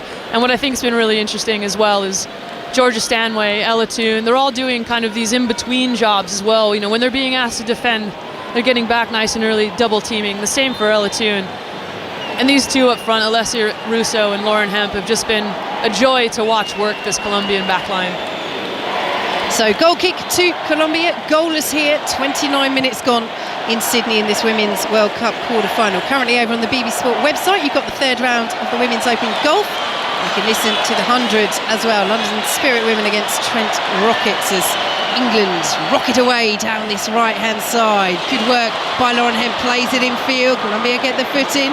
Shot driven from 25 yards or so by Kira Walsh. Well, she's never scored for England. This is her 63rd cap. We do see England players that can hit ones into the top corner from that range. Lauren James, of course, not in the side today, beginning that 2-match ban. But Georgia Stanway, the likes of Rachel Daly. But Kira Walsh, not really one that you'd expect to try her luck from there. Oh, tell you what, I would. That girl is banging some rockets in my time, just in the small-sided games that we see in training, but she's done it a few times for Manchester City when she played there. But yeah, I'm not surprised at all because she hits a fiery shot. Here come Colombia down the right-hand side. Can Walsh do it on the biggest stage of all? What a stage it would be to get her first England goal. But Colombia have done well down the right-hand side. They win a throw deep inside England territory. Great contest this so far. Karen, would you agree that England just about shading it? More than just about. I would say England have dominated this game so far with a few moments from Colombia, but that's where the danger lies from this Colombian side. And they have a throw deep in England territory. Guzman will receive it back. Lovely bit of skill to take it past Elatoon. Ball into the area. Caicedo's waiting. Cleared away by England. Russo, though, is dispossessed. Ball back forward. Ramirez goes down on the edge of the box, but again, no appeal. And it's out of play for a goal kick to Mary Earps. I'm noticing several things, I think, Vicky, that I didn't see against Nigeria. And I have to say, I think the first and second balls, England are winning them. They're locking off the edge of the area for clearances from set pieces and corners. You've got Alessia Russo picking up the second balls. These are the small details I was alluding to against Nigeria that we just didn't see. And here they come again, England, down the right-hand side, looking for this opening goal. Oh, lovely little backheel pass from Elatoon, looking for Alessia Russo. Catalina Uzme, the captain on the night, is back there. Good defending inside her own penalty area, turning under real pressure from Russo and clearing up towards halfway. Nice little turn from Lacey Santos, takes her away from 3 England players. Colombia clear the ball over halfway as Santos went down. And Myra Ramirez will collect out on this right-hand side, the forward. She's got 2 white shirts with her. Plays it into Alex Greenwood. It's out for a Colombia throw, 0-0. Great patient defending from Alex Greenwood. She's very aware of the technical capabilities of Ramirez here down this near side for Colombia, and she's patient. She makes Ramirez make the first move, doesn't dive in. So ticking towards half-time here. 13 and a half minutes to play. Goalless in this Women's World Cup quarter-final as Catalina Uzme picks it up for Colombia. Oh, nice little step over, almost losing Russo, but doesn't quite. So pulls it back to Guzman. First time delivery, headed away by Millie Brighton. Won't reach Venegas, who scored that 97th minute winner against Germany. Of course, the side that England beat in the European Championship final. But what a run this is down the right-hand side from Lauren Hemp. She's cutting in field, support's arriving. She has Toon in the centre, but it was just a little bit too short for Ella Toon, and it's good anticipation by the centre-half, Yorelin Carabali, as Colombia come forward. Over the halfway line they go. Ramirez just about getting the better of Alex Greenwood, who goes down, holding her face. Referee says play on. Ramirez still going, surrounded by 4 white shirts. Pulls it back in the centre to Bedoya Durango, and now Lacey Santos. England a little bit stretched here. Lacey Santos into the penalty area, right-hand side, pass 1, pass 2, forced out of the box, pulled back to Bedoya Durango, sees Caicedo, left-hand side, this is where she's dangerous, goes for the cross rather than the shot, headed away by Alex Greenwood, who's recovered, back inside the England penalty area, and up towards halfway she goes. It's breathless here in Sydney. It's England 0, Colombia 0 in the Women's World Cup quarter-final as Russo wins the throw on the halfway line. Again, huge props to Alessia Russo coming back and picking up those second balls again, but what a massive shift from Alex Greenwood to get challenged by Ramirez 1v1 at midfield and get smacked in the face and then basically recover and make that challenge, the header, to clear that dangerous area. There were 2 Colombian players just edging towards the back post. That was a crucial header for Alex Greenwood there. And she's down now, receiving a bit of treatment, but up to her feet already, Alex Greenwood. There's a couple of players for England come over to have a chat with Serena Wiegman. Kira Walsh is one of them, Alessia Russo is another. As we say, this Walsh's second start after missing the game against China with that knee injury. She didn't really get into the match against Nigeria. You could apply that to the majority of the England team, to be honest. How have you assessed her performance so far and the influence she's having in this game? Well, I think I've not really seen Kira get doubled up too much tonight. I mean, it's kind of been Lacey Santos and Kira kind of 1v1 all night, but the key for me is the numbers around Kira. Kira's excellent at creating space for Georgia Stanway to get on the ball or Ella Toon to get on the ball, and that's been the difference tonight. Again, the spaces are not so big you can't connect those passes. England in possession Ball played forward by Millie Bright to Georgia Stanway, driving run. Oh, she's clearly pulled back there, and it will be a free kick. Will there be any further punishment for Lacey Santos? Set piece to England midway through the Colombia half. Kira Walsh is just over there, possibly asking the question to the referee. But it looks as though it will just be a talking to for Colombia's attacking midfielder. A reminder, you can listen to all the reaction to this match on the Football Daily. Just download that from BBC Sounds. Of course, reaction to the day's Premier League action as well gets underway at 12:30. We'll have updates from Arsenal against Nottingham Forest. We are the home of the 3 o'clock and the 5:30 Premier League commentaries all throughout the season on 5 Live. Brighton against Luton at 3 today, followed by Newcastle against Aston Villa. England swing the free kick into the penalty area, headed away by Manuela Venegas. Again to huge cheers from the majority Colombian crowd inside Stadium Australia now. Linda Caicedo has gone down. She's won a free kick over on the far side. And our referee again is coming over. I think it will just be a talking to for Georgia Stanway, who does go in. Doesn't really get much of the ball, gets a lot of Caicedo, but gives us time to talk, Karen, about the remarkable journey of Linda Caicedo. She made her professional and international debut at just 14 years of age. Same year she was top scorer in the Colombian top flight. At 15 years old, she was diagnosed with ovarian cancer. Overcame it, fears that she would never play again, but has come through not just to recover, but to play at this level, to be one of the stars of the game. Earned herself a move to Real Madrid, runners-up in the Spanish top flight back in January, and is one of the brightest stars in the game. Player of the tournament as they finish runners-up at the Copa America as Colombia get us back underway. Ball is out to the left-hand side and Carter will watch it out for a throw. And I think the way she plays, you forget just how young she is. And I was going to say inexperienced in life, but no, she's been through the ringer. And to be at this stage and to embrace it, it must mean a lot to her. And to play with a passion. But, I mean, my, what a skillful technician she is. And here come Colombia once more. Mayra Ramirez winning it on halfway. Ella Toon with the challenge, can't win it back. Here is Catalina Uzme, their record goal scorer. Out to the right-hand side she goes to Ana Guzman. Plays it forward, looking for the run of Lacey Santos. Now Mayra Ramirez once more again. The triangles from Colombia, the purple shirts are working well. Lovely turn from Guzman. What confidence she's playing with, another 18-year-old. Plays it back to Mayra Ramirez, but Colombia struggling to get the bodies with the ball into the penalty area. Guzman will cross it in though. Here is Caicedo, can't trap it, will win it back inside the box. Caicedo, lovely footwork, drives, blocked on the edge of the 6-yard box and spins away for a Colombia throw. Well, that's the sort of silky footwork we saw against Germany. That time she popped it in the top corner. This time England get the block in. Honestly, she moves so well, Caicedo. She's so fluid, her balance is excellent. It must be incredibly difficult for defenders to defend. And she's on the ball now from the throw. Plays it back to Ana Guzman. The two 18-year-olds combining. Little turn from Guzman turns into trouble, but Colombia have it once more. 7 minutes to play in this breathless first half here on 5 Live in this Women's World Cup quarter-final. Australia waits in the last 4. Will it be England, the reigning European champions? Will it be Colombia in their first quarter-final on this global stage?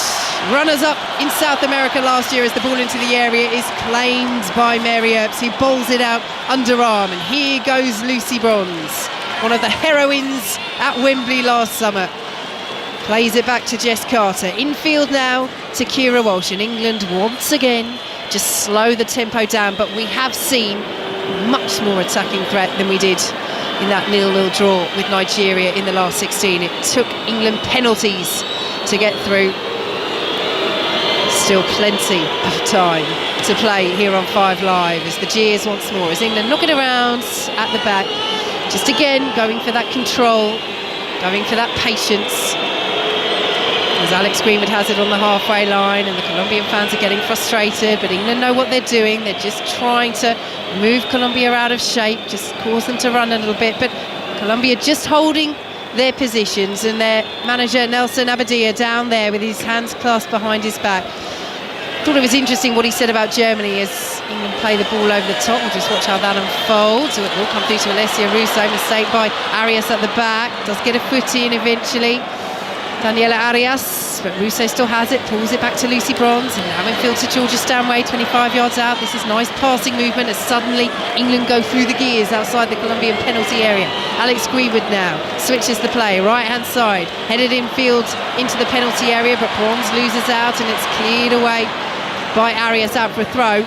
What Abadia said after the Germany win in the group stage, huge shock at this Women's World Cup. We were wise enough and we had composure, and I think you are seeing that from Colombia. They don't panic when England are knocking around. They're not headless chickens running to try and win the ball back. They keep their shape, they know when to press, they know when to stay. They're very well organised. They are. I mean, they're a high pressing aggressive team in attack, but they're very well organised, and they know exactly as soon as they lose possession and the ball turns over, if they can't win it back immediately, to drop back in the shape.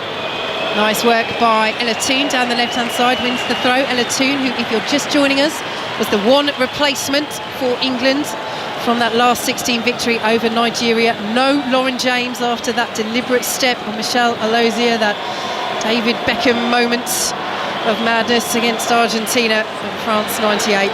2-game ban for Lauren James. It could have been more. Automatic one-match ban, but FIFA used their discretion. Were England to get to the final, she would be available. Alessia Russo won't latch onto that. It's all the way through with Catalina Perez. It's goalless in the quarter-final. I'm just watching Kira Walsh as she received that ball under pressure, and straight away Lacey Santos was trying to force the play backwards, but then Caicedo, the Colombian attacker, just starts to creep towards Millie Bright, expecting that back pass, and it's just leaving that opposite flank, that far side flank, wide open for a counter attack from England. It's just screaming out for it. Try in the Women's Challenge Cup final, which you can listen to over on Sports Extra. That was a midday kick-off. St Helens have taken the lead against Leeds Rhinos, and it's been converted as well, so they lead by 6 points to 0 over on the far side as the offside flag goes up against Caicedo, and it will be a free kick to England, goalless. Now, I was just thinking about this, Vicky. Lucy Bronze, is she, is she a big fan of scoring bangers in quarterfinals? I think she might be, Karen Bardsley. I think she might. Should we expect to see one tonight? She is another player you can add to the list, isn't she? Yet she always pulled one out of the bag. I remember the one against Canada back in 2015. Wow, what a strike that was. Yeah, and Norway as well at that edition of the Women's World Cup. That remains England's best finish at a women's tournament. The bronze medal that Karen Bardsley, former goalkeeper sitting to my left, won, along with the likes of Lucy Bronze and Alex Greenwood on the pitch today. Colombia coming forward. Millie Bright does very well, the England captain. First to win the ball, then the calm footwork, and then almost to set Lauren Hemp away. But again, good reading of the situation by Yorelin Carabali, the Colombian centre-half, who clears the ball over the halfway line, and Colombia will spread it out to this right-hand side. And Catalina Uzme, who again is just playing in this wing-back position for now. Top scorer in the Colombian top flights this season. The ball goes out to the right-hand side, and it is interesting, isn't it? Because they are losing. She's having a very good game, Catalina Uzme, but they are losing something from an attacking sense of having her at wing back. Although when they're in possession, they drop back to the fore, and she does get forward more. But she's having to be conscious, hasn't she, when they lose possession, when there is a turnover, of making sure she's not too far advanced to be able to get back. Yeah, I think there's a lot of responsibility put on Catalina Uzme, and I think she's, willing to do it. Is it going to be Ramirez that has that in the tank? Probably not. She's going to be more of an attacking threat, either with her back to goal or running in behind. But it seems to me like she's more than happy to take that role up. But what was interesting was seeing. And here we go, Colombia drive from outside the penalty area. Ospina Garcia, it's blocked away, picked up by Caicedo, plays it out to this right-hand side, and Lacey Santos, who's had a very good first half, plays the ball in, and Merriam's, it's beaten out! Colombia take the lead through Lacey Santos, the drifted ball in, and Merriam's can't claw it away from underneath her crossbar, and Stadium Australia has erupted because Colombia lead the European champions England by a goal to 0 on the stroke of half-time. And it was a really, really good clipped effort from Lacey Santos. I'm not sure if she really meant to put that on target, but regardless, it just kind of lofted its way into the back of the net, over the outstretched hand of Mary Earps, and Mary Earps was central in her goal, but really struggling to backpedal. Probably could have afforded herself a little bit more time with an extra step. And as the ball floats in over that big right hand for Mary Earps, it just is so excruciatingly close and slightly out of her touch, out of her reach, I should say. But yeah, seeing it back here, she's caught out a bit too near to that near post, and only if she took a few more steps centrally, she probably would have been able to handle that quite well. It agonisingly brushes the fingertips of England's number one as we enter 6 minutes of added time at the end of this first half. Well, we get time added on for goal celebrations, and I tell you what, there'll be some, because this stadium, listen to this, as the goal is announced from Lacey Santos, you can barely hear yourself think. The red, blue and yellow flags are waving all around us. The Colombia fans are jumping up and down because their dream tournament has taken another turn for the better. But now, for England, we see how deep they can dig. There's a whole half still to play, but yet again, it's another scenario where the Lionesses will have to find that grit, that character, that resilience to come from behind and to continue their World Cup journey. Millie Bright in the centre circle, squares it to Jess Carter, and we have to say, Karen, I mean, we've been here live in Australia for all of England's games, and we've seen Mary Earps deal with quite a few of those crosses as England come forward, looking to get back on level terms. They've got a player down over on the far side. Lucy Bronze it is, she's sitting up now, but England had continued to play. Colombia win it back, and they'll continue to play themselves. Lovely turn on halfway, good challenge by Lauren Hemp to steal it away from Bedoya Durango, but Colombia playing with such confidence. But as Millie Bright has it once again, we have seen Earps caught out this season. I'm thinking of the Brighton game in the FA Cup in particular with that sort of delivery, but she's dealt with so many of them during this World Cup perfectly well, and if you just slightly misread it as a goalkeeper, you're not expecting it, that's what can happen. Russo's ball into the area, Carabali with time to take a touch, clears away from Lauren Hemp. Kira Walsh gets the interception in the centre of the park as England push for an equaliser here on 5 Live before half-time, trailing Colombia by a goal to nil in this Women's World Cup quarter-final. Ball into the penalty area, almost comes to Rachel Daly, who's really getting forward from left wing-back and spins away up towards halfway. Here is Alex Greenwood. England coming forward with purpose, trying to find this equaliser before half-time. Greenwood once more, the boos and jeers are back with renewed vigour for England in possession. Here is Stanway just outside the area, trying to poke it through to Lauren Hemp. The clearance from Carabali comes off him and spins back out to this left-hand side. Rachel Daly plays it forward to Toon. Catalina Uzme, Colombia's captain on the night, their record goal scorer, clears away, but Guzman takes a loose touch. England can't make the most of it. Colombia trying to play their way out of trouble outside their own box still though, and they've lost it. Here is Kira Walsh, infield to Lauren Hemp, intercepted by Guzman, cleared away by Catalina Uzme out to the left-hand side. Linda Caicedo won't reach it. We've played 3 minutes of the minimum, 6 added on. England 0, Colombia 1 on 5 Live. Oh, it's a real gut punch, Vicky, it really is. But look at the reaction straight away. England are straight back up the pitch, creating opportunities on goal, and now we just need to execute in front of it. St Helens now lead Leeds by 16 points to 0 in the Women's Challenge Cup final. Commentary is over on 5 Live Sports Extra as Colombia clear the ball over the halfway line to Mary Earps, who plays it forward to Millie Bright, the captain. And now England just slow the play down. Once again, Nelson Abadia, the Colombia manager, is on the edge of his dotted technical area, shouting instructions to his Colombia side, who have already beaten European Championship runners-up from last year, Germany, in the group stages. They lead against the European champions, England, who are up against it once more at this Women's World Cup. Ball is cleared away by Colombia over the halfway line.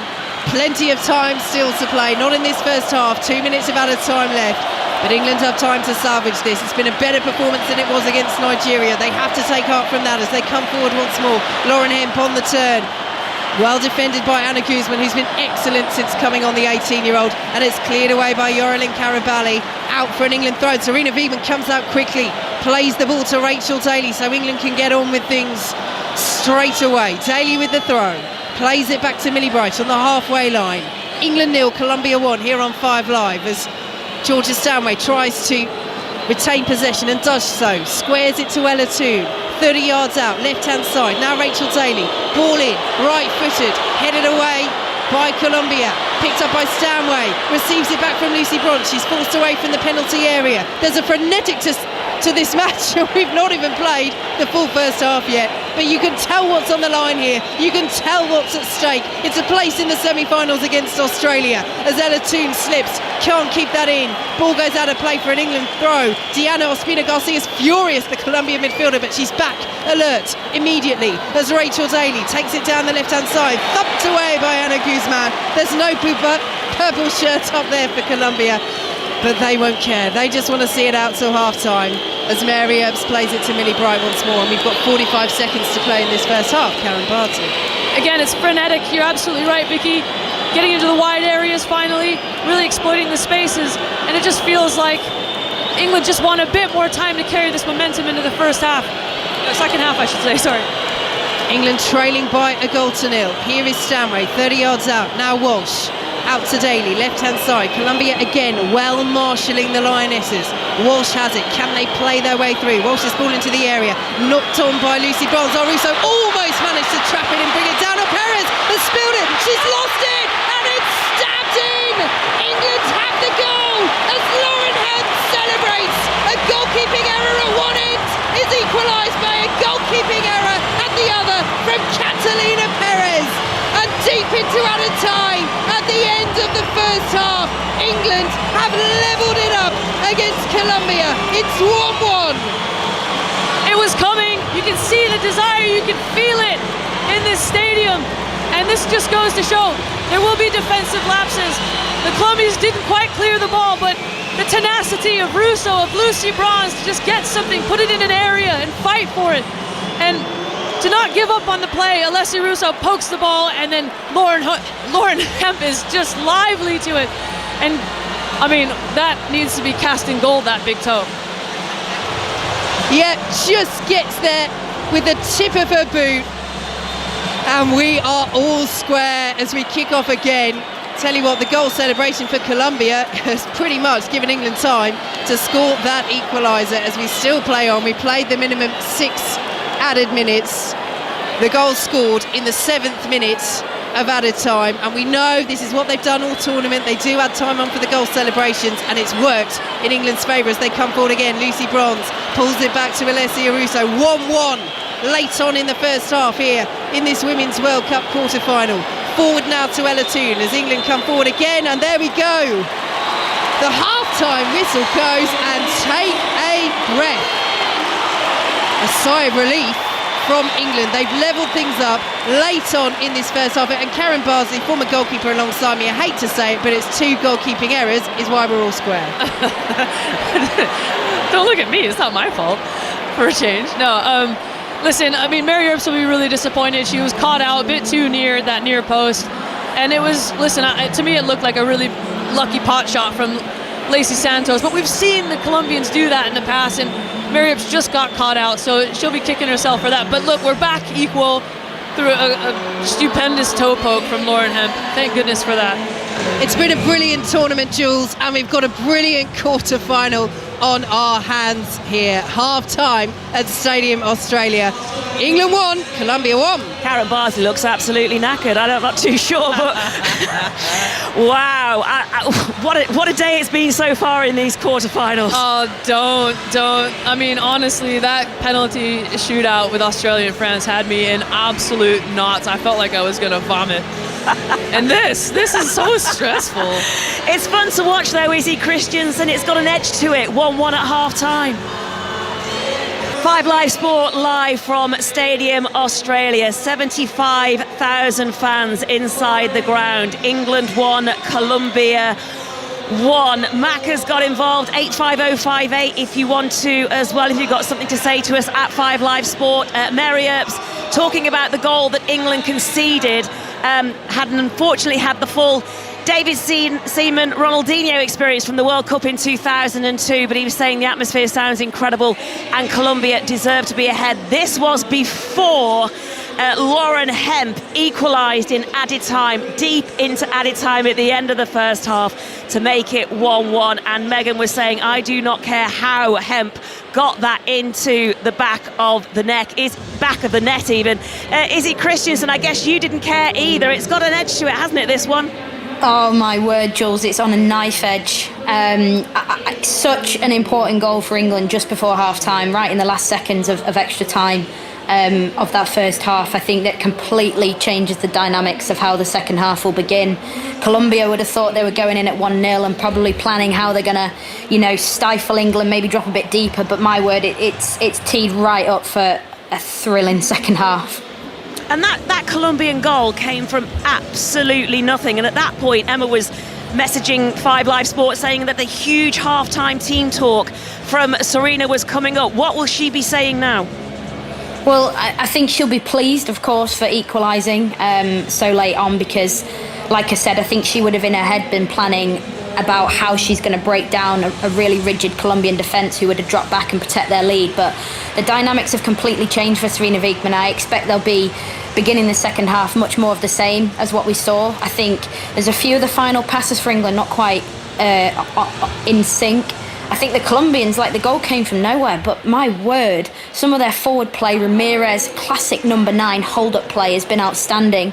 She's really dominated Alex Greenwood and Millie Bright, and for England to get a foothold in this game, they really need to suck the life out of Colombia with the ball and tire them out, because watching their match against Jamaica the other day in the round of 16, Colombia seemed to tire towards the end of the game, so it could be a late one for England. It's fun to watch though, isn't it? Oh, it's epic. I mean, I love watching different styles of football and even England adapting to this new system that we're seeing today and obviously against China in the last couple of games. Absolutely enthralling watching the adaptations that are going on within the game and some of the talent on display. Obviously, we know about Lauren Hemp, Alessia Russo. I'm really enjoying Ella Toon's role today. She's taking a sort of understated role, but she's being effective nonetheless. And some of the Colombian players, Linda Caicedo, and like I said, Ramirez, Santos. Santos is the real catalyst for Colombia. She really needs to be watched and taken care of for England. And but I do see England going on to progress and continue to dominate in the second half.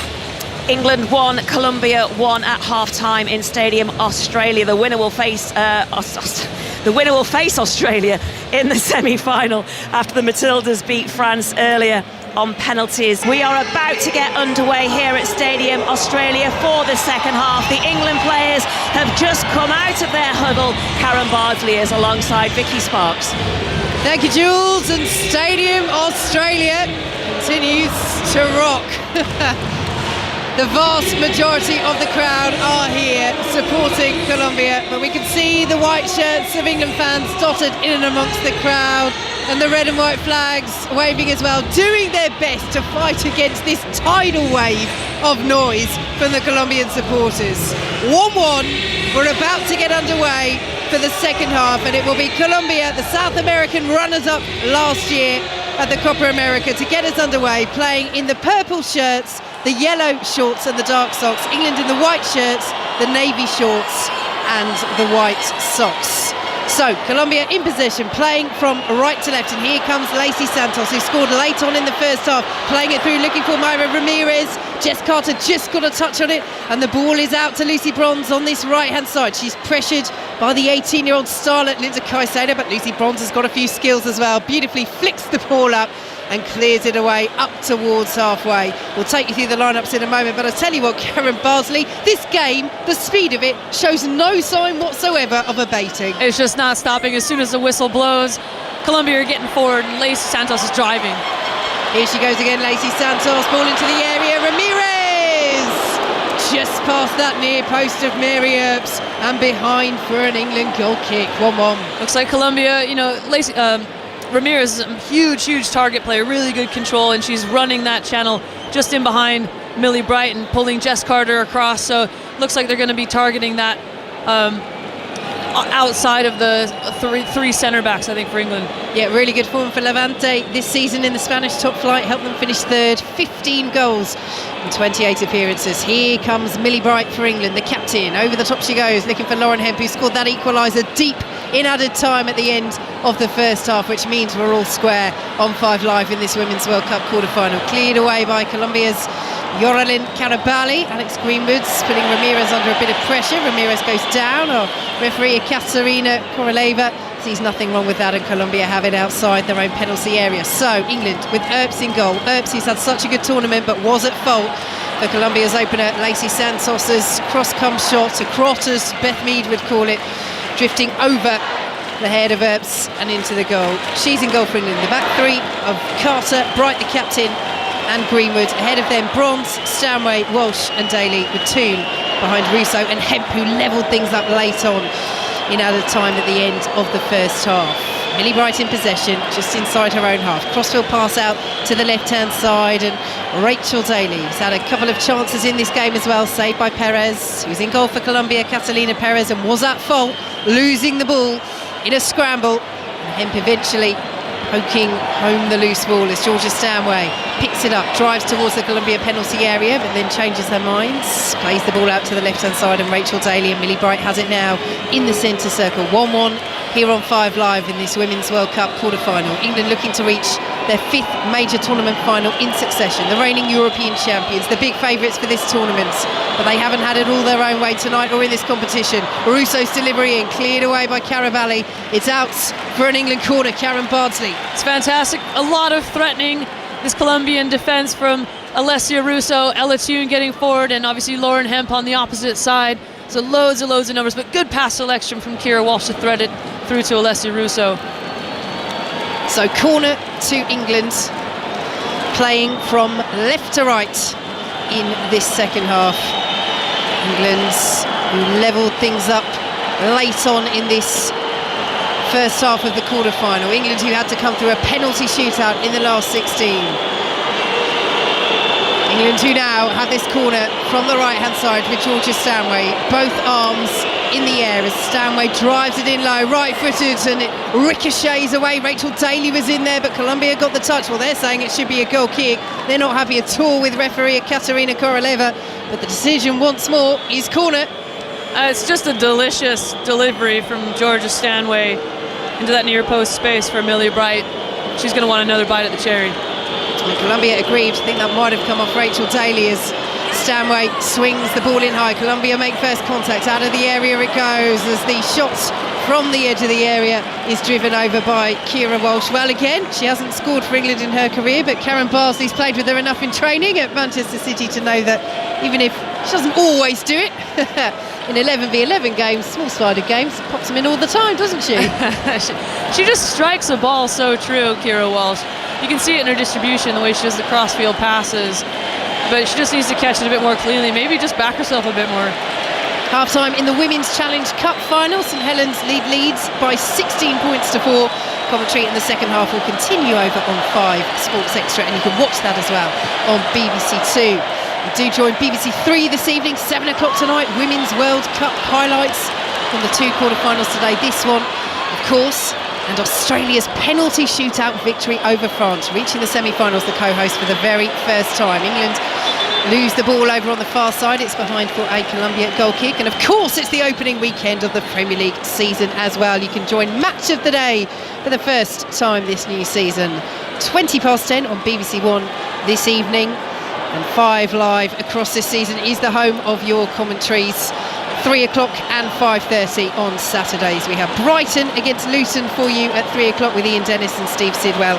Newcastle against Aston Villa follows that with John Murray and Pat Nevin. And tomorrow we have Brentford against Spurs at 2 o'clock and Chelsea against Liverpool at 4:30. Again, 5 Live's Premier League Sunday, the place to be for your Premier League commentaries across the season on 5 Live. Incidentally, we will be taking updates from Arsenal against Nottingham Forest. That has been delayed. 1 p.m. kickoff we're expecting at the Emirates due to problems with the ticketing system. Fans waiting to get into the stadium. Here in Sydney, it's 1-1. It's Alessia Russo into the area for England. It's a very good challenge on her. It's behind for another England corner. 6 minutes gone in this second half. Karen Bardsley, and it's all England at the moment. It is brilliant from Alessia Russo, down at the touchline, sorry, the end line even. Rides the challenge, from the Colombian defender and manages to get a corner. Really great technical skill from Alessia Russo. So Stanway took the last couple of corners from this near side. Now it is Alex Greenwood with that left foot, both arms raised once more in the air. The Colombia fans inside this capacity crowd trying to put her off. It's high, it's to the far post, and the header is claimed by Catalina Perez. Rachel Daly winning it, but once again straight at the goalkeeper. It's a good ball in from Alex Greenwood, curling back post, but Rachel Daly just too far away from the goal really to like even threaten the Colombian goal, and it's an easy collection for Perez at the end of the day. Well, she's so good in the air, Rachel Daly. 30 goals in as many games for Aston Villa in all competitions this season. So here goes Linda Caicedo down the left-hand side, wins the throw of Jess Carter. Caicedo with a couple of keepy-ups as she prepares to take this throw. In fact, she will leave it to her teammate Manuela Vanegas. 1-1 here in the Women's World Cup quarter-final. England looking to lift this trophy for the very first time, having made history at Wembley by lifting the European Championship trophy last summer. Australia await in the semi-finals, but it's Colombia coming forward. Vanegas, ball in, headed away by Rachel Daly out of the penalty area.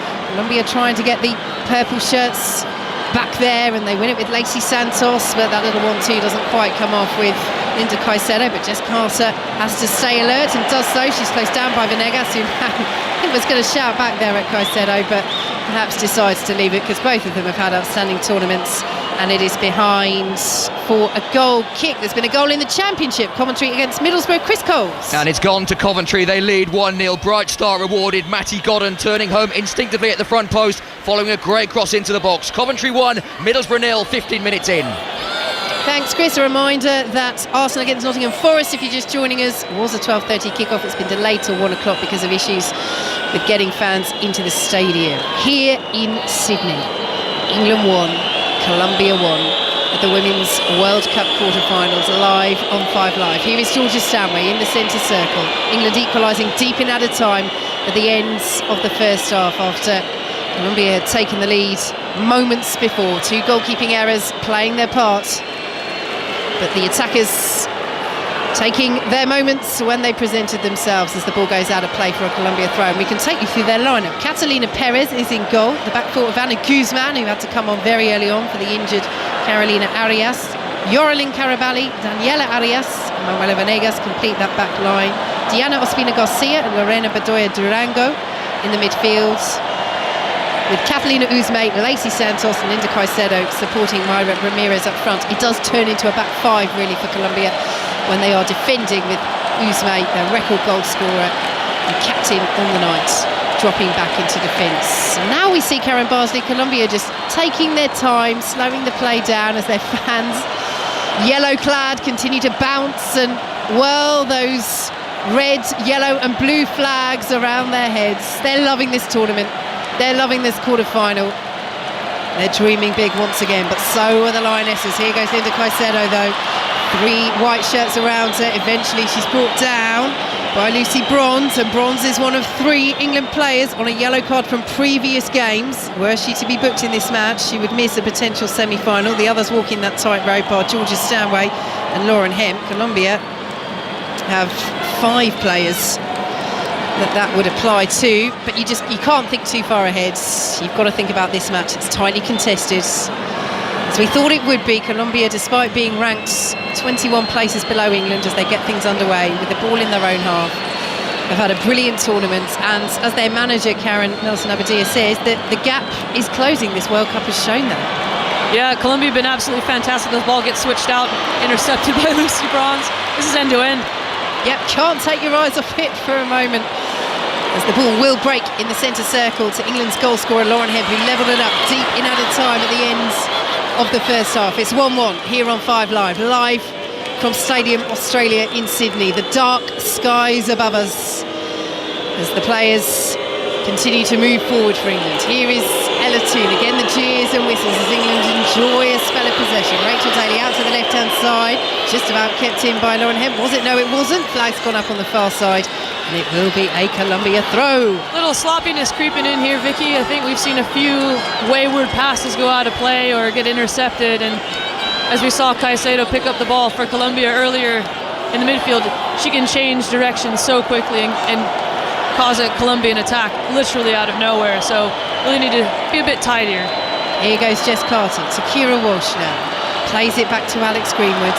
The bright orange boots advancing towards the halfway line. Laid off nicely by Lauren Hemp. This is a better performance, if you're just joining us, we have to state that, than England provided in the last 16 against Nigeria. They really have stepped at the performance level, but Colombia are playing at the level they played all tournament, and that's why it's so tight. As Alessia Russo has it, back to goal, 20 yards out, goes down. Free kick is belatedly given by the referee, Katarina Cordova. And it will be a free kick in a good position, this, for England. Probably 28 yards or so outside that goal that Catalina Perez is defending, and Alex Greenwood is there. Lauren Hemp too. Would you go for goal from here, Karen, if you were England, or would you try and play it in? Oh, I think with a striker with the ball like Alex Greenwood or even Georgia Stanway just moseyed on over, like, there's always an opportunity for a rocket from one of these two, but what I'm seeing is just a massive wall from this area. It's difficult to get the ball up and over. I wouldn't be surprised if we see, who is that on the outside? Is that Rachel Daly on the outside of the wall? If she rolls, might be in there. Yeah, Daly's there. So left-hand side of the penalty area as England look at it. You've got Ella Toone, Millie Bright on the right-hand side of the box. And three players, as Lucy Bronze moves away over this free kick. Lauren Hemp, Georgia Stanway and Alex Greenwood. Will they go for goal, or will they try and play it to that little knot of white shirts that's now taken up that position just inside the penalty area on the right-hand side? Hemp moves away. Stanway now plays it to Hemp, who's taken up that wide left position, dinks the ball back across. Catalina Perez got something on it, did just about enough, and it's brought away by Colombia as Mayra Ramirez goes down. That will be a free kick to Colombia midway through their own half. They've dealt with that danger well. And Perez, well, on one level it doesn't look convincing, Karen, but on another level she stops it going straight back into the danger area. Although, as I say, that Millie Bright's waiting just there, and actually it's the defender that gets the interception to prevent it from running through to the England captain. Yeah, with Perez, she just mistimes the approach to the ball as she goes to take off. She just leaves the ground a bit too soon. Could have moved her feet a little bit better to kind of make that interception easier and a bit more tidy, but you know, the job got done. But what a lovely work set piece from England. 1-1 as Perez receives some treatment. She's gone down inside the 6-yard box. Linda Caicedo is over in conversation with Colombia's coaching staff. Catalina Perez, who's just joined the Bundesliga side Werder Bremen a couple of weeks ago, just after Colombia beat Germany at this Women's World Cup, incidentally. So I'm sure she's pretty glad that didn't inadvertently scupper the move. As England's players, 3 of them, come over to receive some refreshments and a bit of instruction from Serena Wiegman, Jess Carter, Alessia Russo and Lucy Bronze as well. Now Lauren Hemp comes jogging over too. A reminder, you can listen to the reaction from this match and Australia's penalty shootout victory over France in the other quarter-final from today on the Football Daily. Of course, we'll have reaction to all the Premier League games today as well. You can download that from BBC Sounds. Reminder that at the Emirates we're looking at a 1 o'clock kickoff for Arsenal against Nottingham Forest. John Southall will keep us up to date with events there that delayed due to queues outside the stadium. They've been having problems with the new ticketing system. So updates from John from the Premier League's 12:30 game, and then we'll have commentary from Brighton against Luton with Ian Dennis and Steve Sidwell, and Newcastle against Aston Villa follows at 5:30 with John Murray and Pat Niven. And of course updates from Sheffield United against Crystal Palace, Bournemouth against West Ham, Everton against Fulham. Tomorrow our Premier League commentaries continue on 5 Live. Brentford against Spurs, of course, beginning live without Harry Kane after he completed his move to Bayern Munich today, and then Chelsea against Liverpool tomorrow from 4:30. Colombia in possession. Their goalkeeper Catalina Perez is back up to her feet, and Colombia, South American runners-up last year, have the ball just inside their own half. It's 1-1 in this Women's World Cup quarter-final, and we played an hour here at Stadium Australia in Sydney. Here is Linda Caicedo, well challenged by Jess Carter, just about squeezes the ball to Lucy Bronze. Caicedo almost steals it back off her, and Ospina Garcia will come and help out her young teammate. Caicedo has it once more. Here is Manuela Venegas, and if those two get going down the left-hand side, that is something England will have to keep such a sharp eye on. Jess Carter's done really well there to win it off Venegas. Cleared away by Georgia Stanway. Lauren Hemp tussling with Yorlin Karabali. Karabali wins the header. Hemp goes down. Again, another strong challenge, but the referee says it's a fair aerial one, and the ball spins out of play for an England throw. Karen Bardsley. Yeah, Lauren Hemp fully focused on the ball there, and Karabali comes across with it looks like a bit of a shoulder there, and just leaves one on Lauren Hemp, but, you know, it's a contact sport, right? It is indeed, as Lucy Bronze prepares to take this throw. And I think for the first time, 61 minutes gone, I can hear myself think, because I think the Colombia fans are all suddenly deciding to have a breather. Long may it last, will say the Lionesses. It's been a great atmosphere inside the stadium as Jess Carter tries to win it on the halfway line. Handball against Myra Ramirez, and free kick will go England's way on the halfway line. I have to say, other than that opportunity in the first half where Caicedo got round Jess Carter, she's been exquisite, and I think she's had a fantastic tournament because she just goes about her business effortlessly and isn't looking for headlines or accolades, and she's just a really solid defender. Yeah, her reading of the game is outstanding as England almost getting inside the area. Willful to Russo! Clinical from Alessia Russo, and England take the lead in this quarter-final against Colombia. Well, she hasn't had many chances in this game, at this tournament even, but she took that one like the striker she is. A fabulous clinical finish, and England hit the front against Colombia. She knows where the goal is. She's got an instinct, an absolute killer instinct.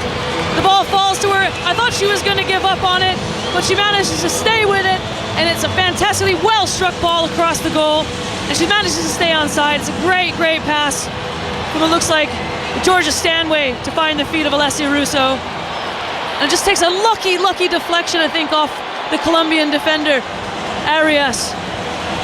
Yeah, it just looks like she's going to give up on it, Vicky, and she doesn't. She just stays with it, and she strikes it past Perez, the Colombian goalkeeper, with an outstretched foot.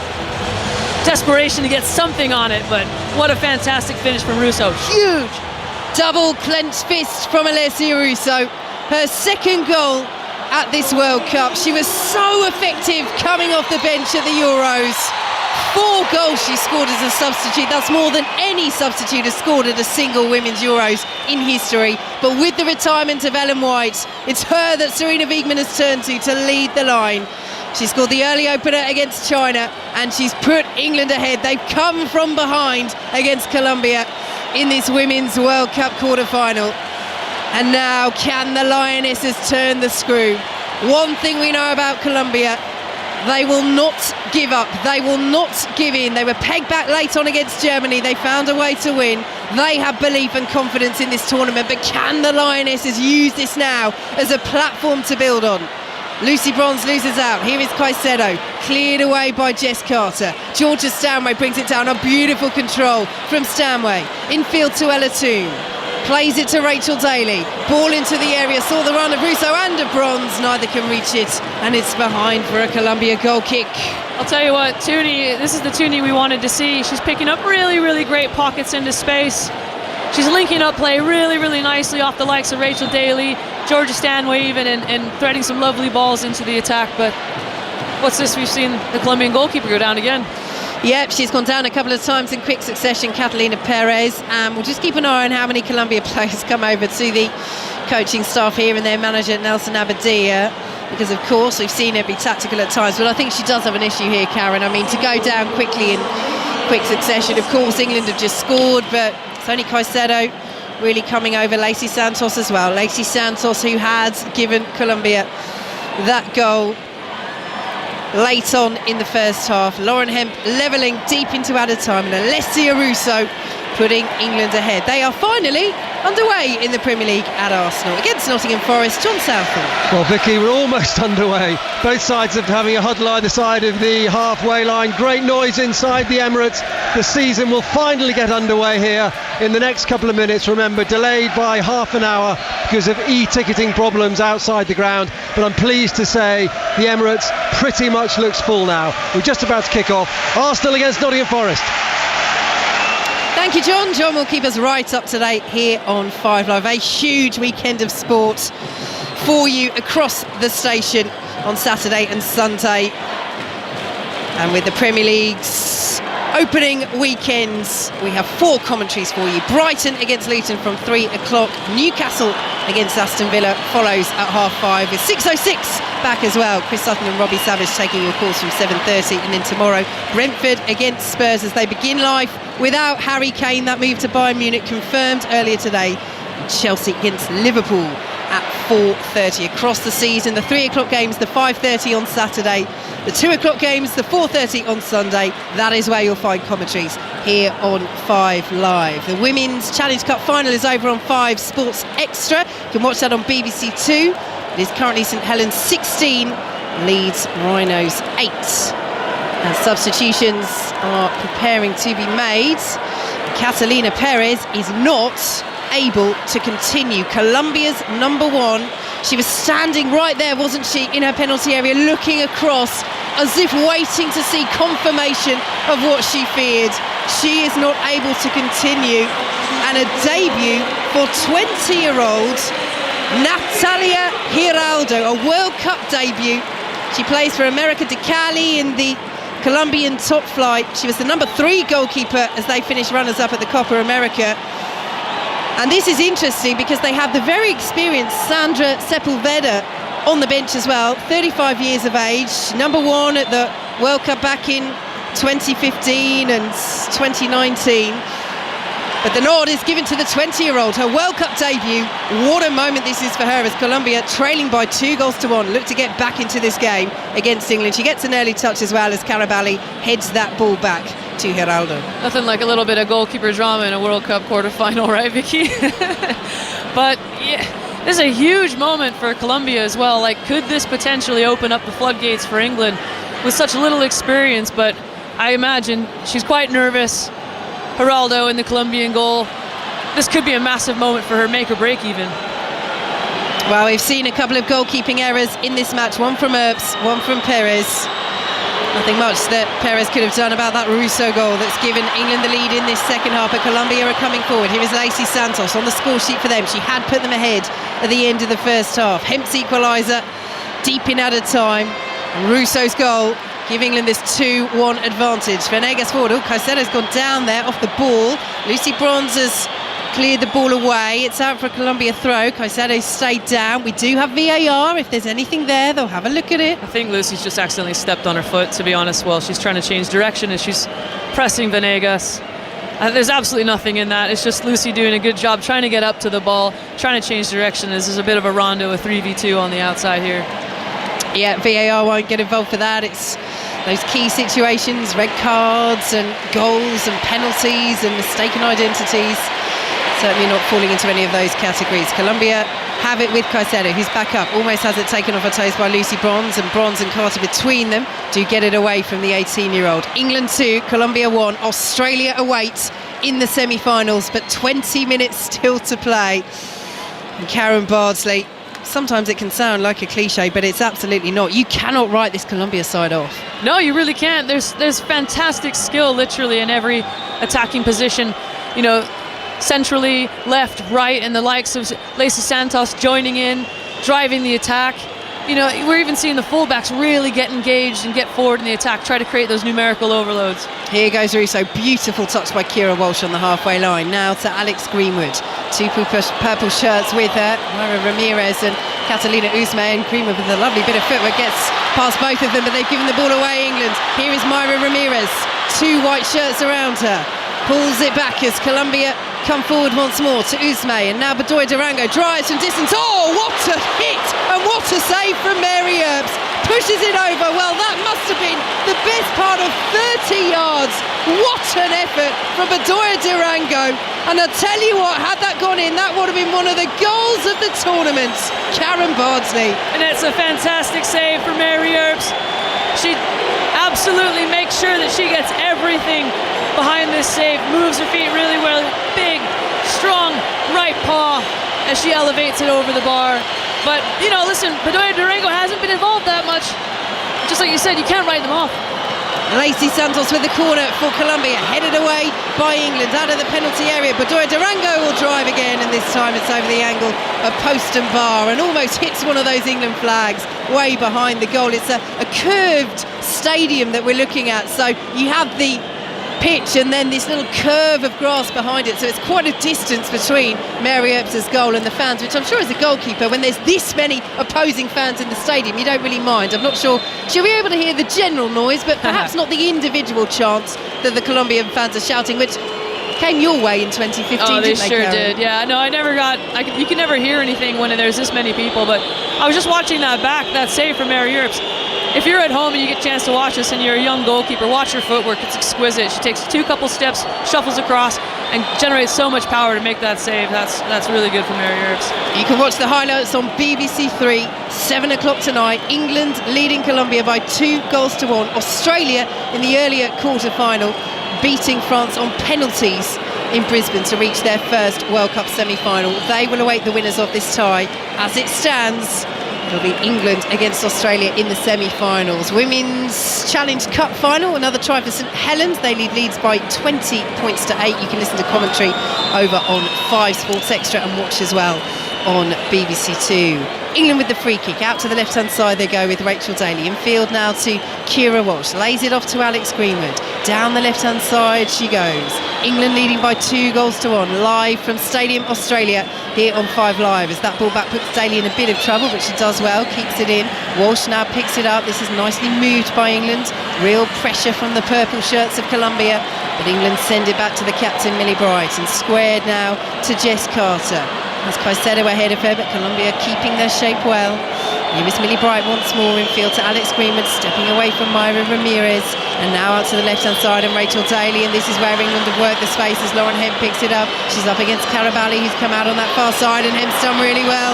Down to the byline she goes, cross in, and it's a take by Natalia Giraldo, the substitute goalkeeper, with her first real meaningful action of the game. Yeah, it's really well worked. Fantastic skill from Lauren Hemp to create that space to deliver that cross. But Giraldo, her first involvement as a Colombian substitute in goal, and handles it very, very competently. 17 minutes plus added time to play. England 2, Colombia 1, but Colombia coming forward. Here is Linda Caicedo up against Lucy Bronze, who has to be careful just inside the penalty area.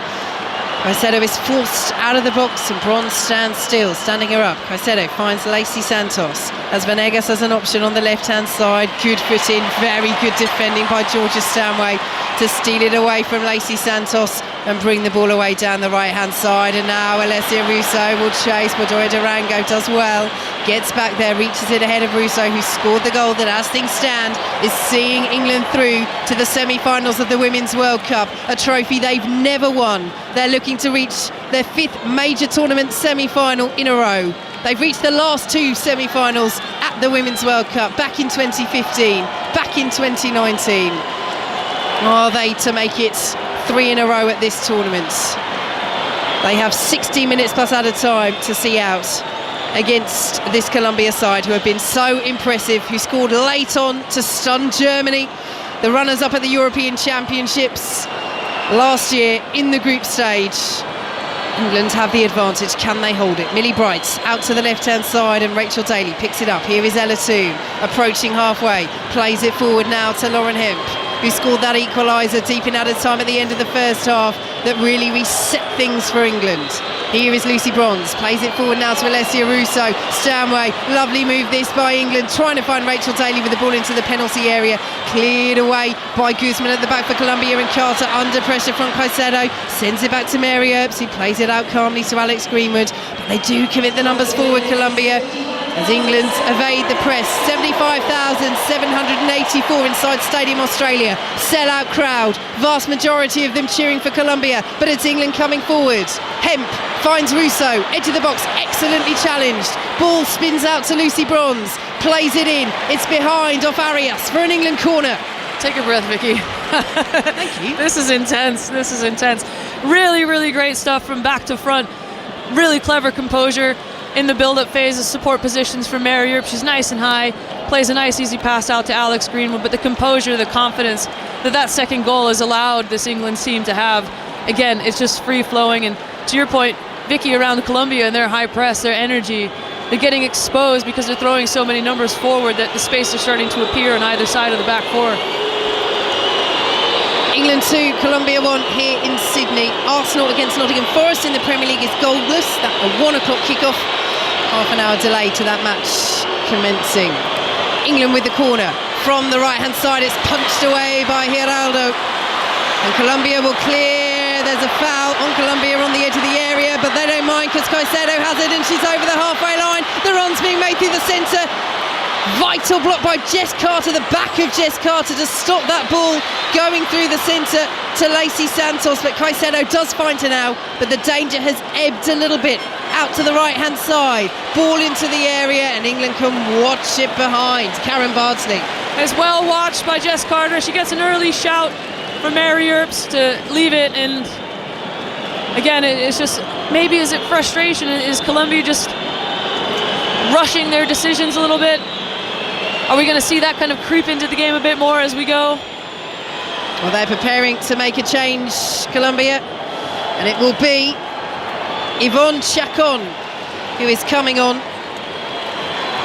for Diana Ospina Garcia. They need a goal, Colombia. She's been a regular for Valencia this season, Chacon. A couple of goals for them in the Spanish top flight this season. An attacking player coming on for a central midfielder as Nelson Abadia, the Colombia manager, tries to liven things up, and England have given the ball away. Colombia inside the penalty area. Vital interception by Alex Greenwood to take it off the toes of Mayra Ramirez. But what were England doing there? They almost gift wrapped that for Colombia on a plate, and really Ramirez should have got the shot away and made England pay as England win a free kick over on the far side. Relief. Oh, do me a favour. Like, I don't need that in my life right now.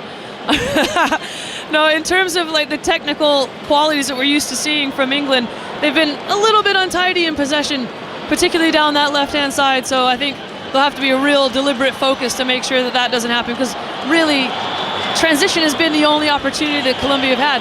And what I just noticed for Chacon coming on, she's gone to that far right flank, and Uzme's dropped into the attacking midfield, defensive attacking midfield role just behind Santos. So Colombia switching things up.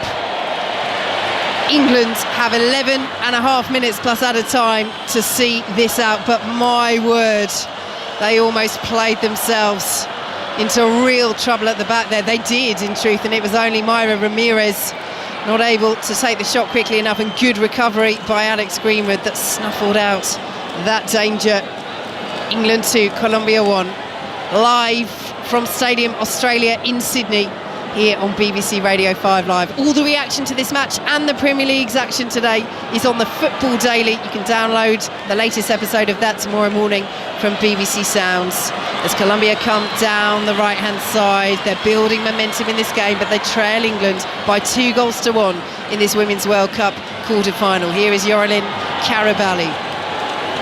Plays the ball forwards, comes through to Caicedo. Oh, dinks it over Millie Bright beautifully. Lovely control by Caicedo. Kira Walsh now trying to hold her up. She's just outside the penalty area. Right hand side, Caicedo. Plays it to Chacon, who's come off the bench. Ramirez tries to latch onto it on the edge of the box, but England get the foot in, and Lauren Hemp plays it forwards, but Toon was nowhere near that. And they just have to be a little bit calmer in possession there, because Colombia have picked it up already midway through their own half. Just really have to manage the moments here, England. They're conscious, you know, the press is coming, so they just sit into a mid-block when they can. Ball over the top looking for the run of Caicedo, who's forced out to that right-hand side. Colombia will win the throw. Well, they scored late on against Germany to win that match in the group stage, Colombia, and that now, as they think back to that, will give them so much heart. Germany, the runners-up at the Euros last summer, they're looking to level things up against the European champions. Ball goes behind for an England goal kick. Karen Bardsley, former England #1. If you're England, at what point do you start trying to see this out with 9.5 minutes plus added time to play? I had a feeling you're going to ask me that. I think Mary Earps is doing exactly what she needs to do right now. She's taking as much time within the laws of the game that she can to kind of just tick those seconds off the clock. She's got the team up, she's got them round, she's going to go long.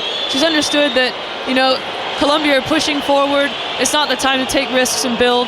it's time to, win territory, I would say, and just kind of get control of the game. Control. That's all England have to do. They've had a couple of lapses of it. Can Colombia make them pay? They've lost possession. Caicedo to Chacon inside the area. Little ricochet. Chacon still going. Blocked away for a Colombia corner. They're coming again, the South American runners-up. See, that's the joy of having three exquisite 1v1 defenders, particularly center backs. You've got Millie Bright going out. She loves a block. What a solid defender that is. But then you've got Alex Greenwood sliding in and getting that big left foot in the way. What fantastic defending from England, but from an opportunity that probably shouldn't have risen. So Colombia corner on the far side. Caicedo's over there. Uzme as well.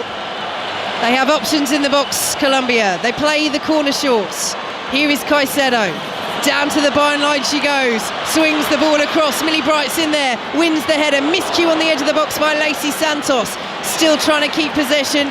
Goes out of play. Which way will it go? England appealing for it, and they get the throw. And Colombia are furious. Lacey Santos almost threw the ball down into the ground, and now she does out of frustration. And the referee just blows a whistle and says, calm down, I've made my decision. But you can hear what the vast majority of the crowd, the Colombian fans inside this stadium, think of that. So throw to England, they'll take a while to take it. Let's head to Arsenal against Nottingham Forest. John Southall. 15 minutes played, Arsenal 0, Forest 0. Forest should be ahead. Brennan Johnson through on goal, only Ramsdale to beat.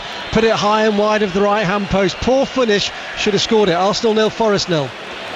Thanks, John. A reminder that match kicked off at 1 o'clock. They had a half an hour delay due to ticketing issues as England throw the ball down the right hand side. Cleared away as Lauren Hemp tries to latch onto it, but only as far as Georgia Stanway. Infield she goes to Kira Walsh. Back to Stanway, edge of the area. Good challenge by Arias, who's hurt herself there. And England pick it up once more. Here is Stanway to Alessia Russo, whose goal as it stands is sending England through to a semi-final with Australia. Colombia still have a player down. England hadn't stopped play, but the referee does to try and make sure that Daniela Arias is okay, and this gives England time to make a substitution. It's one we've seen several times in this Women's World Cup. It's Chloe Kelly who scored the winning penalty in the shootout against Nigeria in the last 16. Of course, their heroine in the Euros final in extra time against Germany, replacing the woman who's their heroine as it stands in this match, Alessia Russo. This will be interesting. I wonder if we're going to see a straight swap. I imagine, just given the formation, that we probably will, but really what we've seen is this could easily turn into a 4-4-2 if needed, in terms of a more defensive style formation to kind of see the game out. But Chloe Kelly will probably find it a bit difficult to kind of find the tempo of this game. Yeah, you're coming into a cauldron here as Chloe Kelly makes her way into the pitch, and Alessia Russo sits down inside the technical area. The England fans, that little cluster of them below us in their white shirts, all stand up and applaud. But the Colombian fans all around us here, the red, blue and yellow striped flags still waving. They still believe, but they're running out of time, and the Lionesses are edging ever closer to their third World Cup semi-final in a row.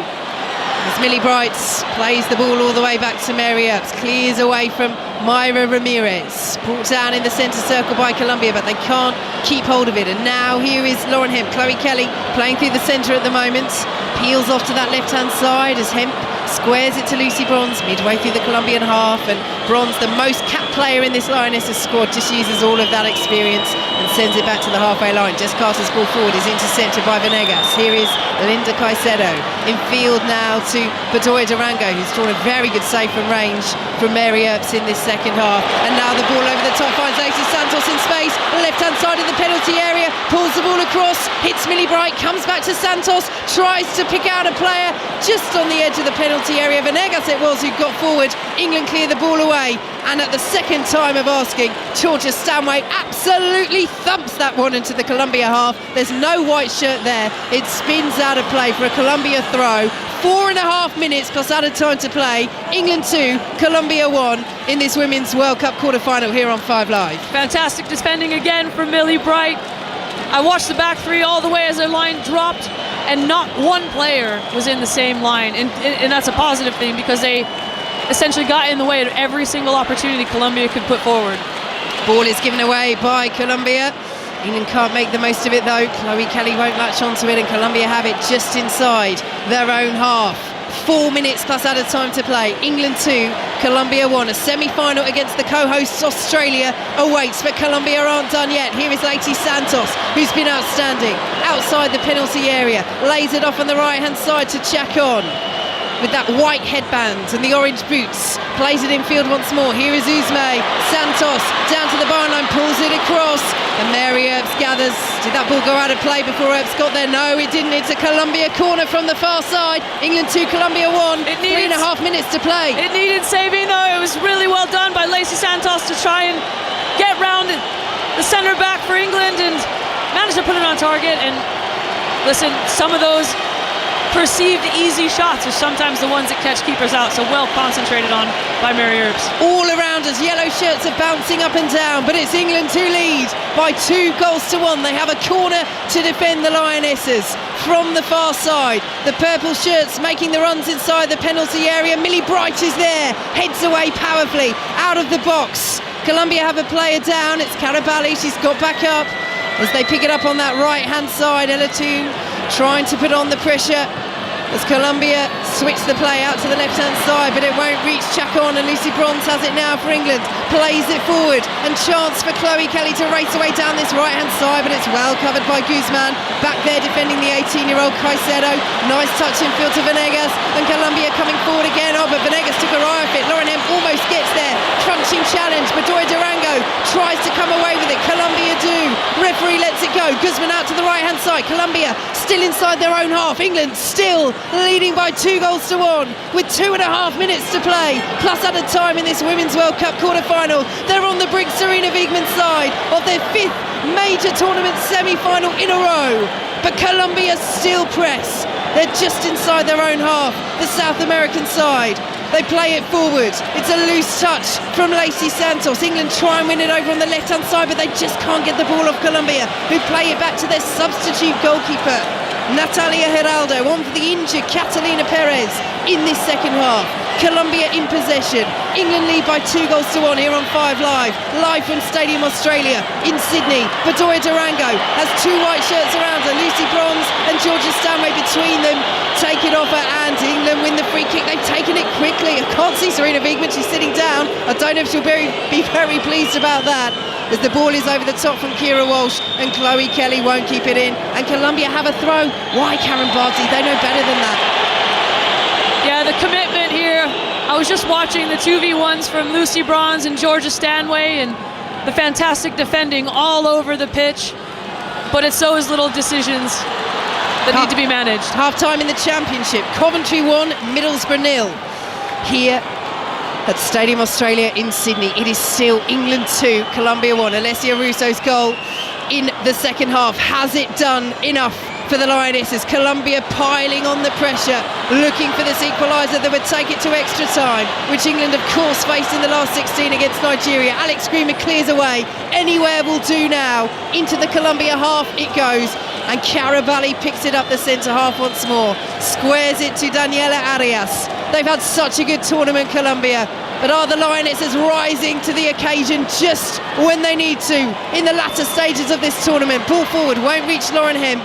Guzman, under a bit of pressure, turns away from Hemp and will send it up towards the halfway line. England doing well at penning Colombia inside their own half, but they've lost out on that right-hand side. Ramirez ball over the top, looking for Caicedo, and fall to Chacon. Little deflection, and Mary Earps just about prevents that from going behind for a corner, but that could have gone so differently for England as we enter 8 minutes of added time at the end of this Women's World Cup quarter-final. Karen Bardsley. Again, really resolute defending, but you can see the frustration. Rachel Daly over there on the far side, whether she's getting caught in transition or whether it's a physical challenge, the frustration's starting to creep in, but England needs to really manage this game and see it out, because it looks like Colombia are getting frustrated, just lumping the ball forward.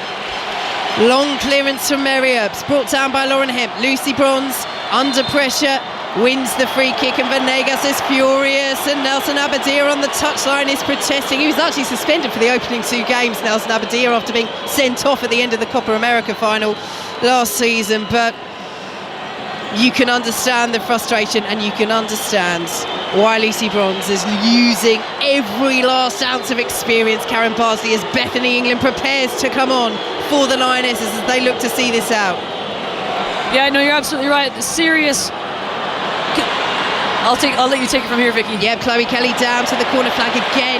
Very well challenged by Lorena Bedoya Durango. She's had a brilliant second half, and she plays it forward to Chacon, who's looked lively since coming off the bench. Sliding challenge by Millie Bright. Slides the ball out of play straight to the feet of Nelson Abadia, the Colombia manager. And that's a good turn by Chacon. Gets away from Carter. Could have gone down there. Advantage played by the referee. He's Caicedo. Plays the ball to the edge of the box. Won't quite fall to Lacey Santos. Toon gets there, and England survive. And Georgia Stanway will bring the ball away. But again, anywhere will do for England. They clear it long downfield. Natalia Giraldo thought the ball would go out of play, has to come across and deal with it herself, and in the end it's a poor kick out from the substitute goalkeeper, the 20-year-old making a World Cup debut, straight out of play for an England throw. And this substitution is about to be made. Lauren Hemp, who scored that equaliser deep in added time at the end of the first half, that put such a different complexion on this match, on Serena Wiegmann's half-time team talk for the Lionesses, is coming off, and Bethany England is coming on. What a fantastic game from Lauren Hemp. She's been absolutely brilliant this half, doing both sides of the ball. She's been threatening all night. She's been creating, she's been linking up plays, she's been backtracking and tackling. She's just been a physical presence all over the pitch. But to your earlier point, Vicky, around the experience that this team has, the senior heads, the likes of Lucy Bronze, knows how to manage these situations. And she takes the throw now to Bethany England, Tottenham's top scorer this season, and that's despite only arriving in January. Finds Chloe Kelly, who takes it into the corner. Yeah, we're at that time, listeners. Chloe Kelly into the corner, almost managed to trick away past. Surely that's gone out for a goal kick. Well, not yet. But it's well stolen away from Chloe Kelly by Yorelin Carabali, and here come Colombia once more. 18-year-old Ana Guzman coming forward, but Myra Ramirez sees Rachel Daly get there first. She's looking a little bit tired, Ramirez. They've given absolutely everything, Colombia. But we have 5 minutes of added time for the Lionesses to see this out. 5 minutes for them to secure a semi-final place against Australia, the co-hosts, as they look to continue this journey that they hope England will lead to them winning their first ever Women's World Cup. They're the favourites now. So many of the big guns have gone out, but they've got to see this out against this tenacious Colombia side who keep coming. They've won a throw over on the far side. Venegas takes it forward to Lacey Santos, who's had such a good game. Venegas now, who scored that late winner against Germany. She'll drive from 25 yards, and England will take that all day long. She scooped it over the bar. Absolutely. Mary will be so happy to see that go miles over the crossbar. But obviously we need to mention the fact that Bethany England is on the pitch, and I think she's a perfect substitution in this minute because of the discipline in her approach. How not only she prepares, but how she'll execute the game plan. Goal in the Premier League. Arsenal against Nottingham Forest. John Southall. Arsenal 1, Nottingham Forest 0. Eddie Nketiah left of the penalty area, took a deflection off a diving Joe Worrell and into the net. Arsenal 1, Forest 0. 3.5 minutes of added time to play here at Stadium Australia. Live on 5 Live. England are within touching distance of the semi-finals of the Women's World Cup. They lead Colombia by 2 goals to 1, and they have a throw midway inside their own half. Lucy Bronze will take it, edges towards the halfway line as the fourth official tells her to stay where she is. Nelson Abadia, the Colombia manager's complaining, but the referee lets it go. Ball's out of play though. Chloe Kelly can't keep it in, and Colombia have a throw. But England are doing what they have to do. They're trying to see this out. 3 minutes of added time to play. Colombia advance. They win another throw. Here is Lacey Santos. Gets it back from Caicedo. Santos infield to Caicedo once more. Steps away from Chloe Kelly. Infield she goes now as Colombia once again pile the purple shirts forward. Outside the England penalty area. Chacon forced wide left. Can they fashion one more chance? Can England hold firm? Deep in added time here on 5 Live in this Women's World Cup quarter-final. England lead by 2 goals to 1. Colombia have it though. Uzme's delivery into the penalty area. Millie Bright's there again. Lacey Santos miscue on the edge of the D. Ramirez with the curler. sends it wide, and England breathe again. They are so nearly there. Oh, it literally is in their grasp, but this Colombian side will not relent.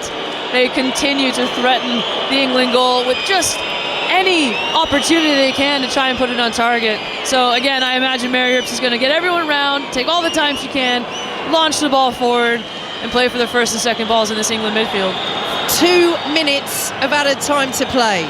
Mary Earps sends it long over the halfway line.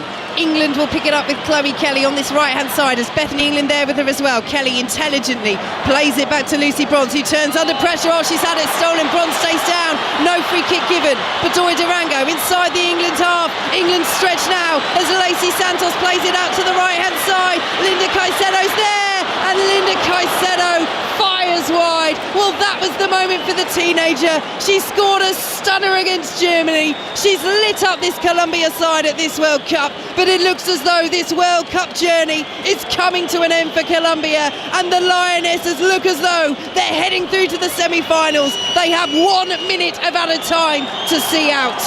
You can hear the whistles starting to ring out from the England supporters, but the Colombians are well up for this.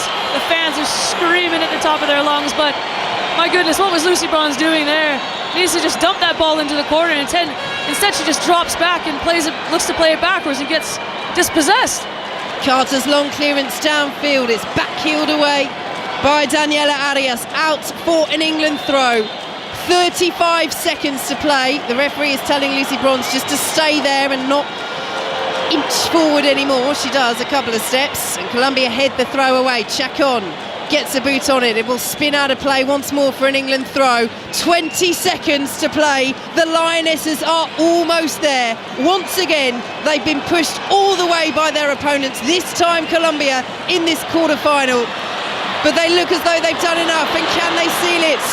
Kelly picks it up outside the area, tries to feed Toon, cleared away by Colombia. We've played the 8 minimum minutes added on at the end of this second half. Chacon loses out for Colombia. Bedoya Durango almost wins it back. England come away with it though, and the free kick goes Colombia's way. They might have one final chance. She's telling the England players to move away. Referee Katerina Koroleva, and Colombia, well, this is it now. It's got to go forward quickly. It's got to go over the halfway line.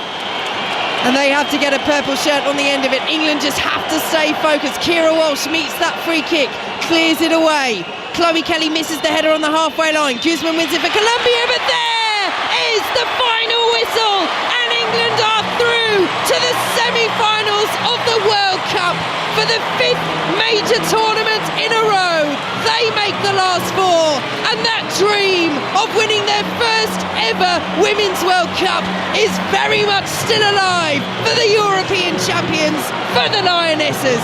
That's more like it. That's the performance we're used to seeing from this Lioness side before the start of this tournament, and it's fantastic, the confidence that they played with and the resilience that they had to come back from a goal down, and whatever it took.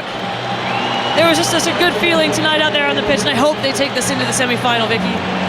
And they came from behind. Another experience for these Lionesses after falling behind late on in the first half. The goals from Lauren Hemp and Alessia Russo in the second half have seen them through as Sweet Caroline rings around Stadium Australia in Sydney. It is England who will face Australia at this very stadium, and my word, won't that be a tasty matchup. We cannot wait to bring it to you live on 5 Live. But it finishes in the Women's World Cup quarter-final. England 2, Colombia 1.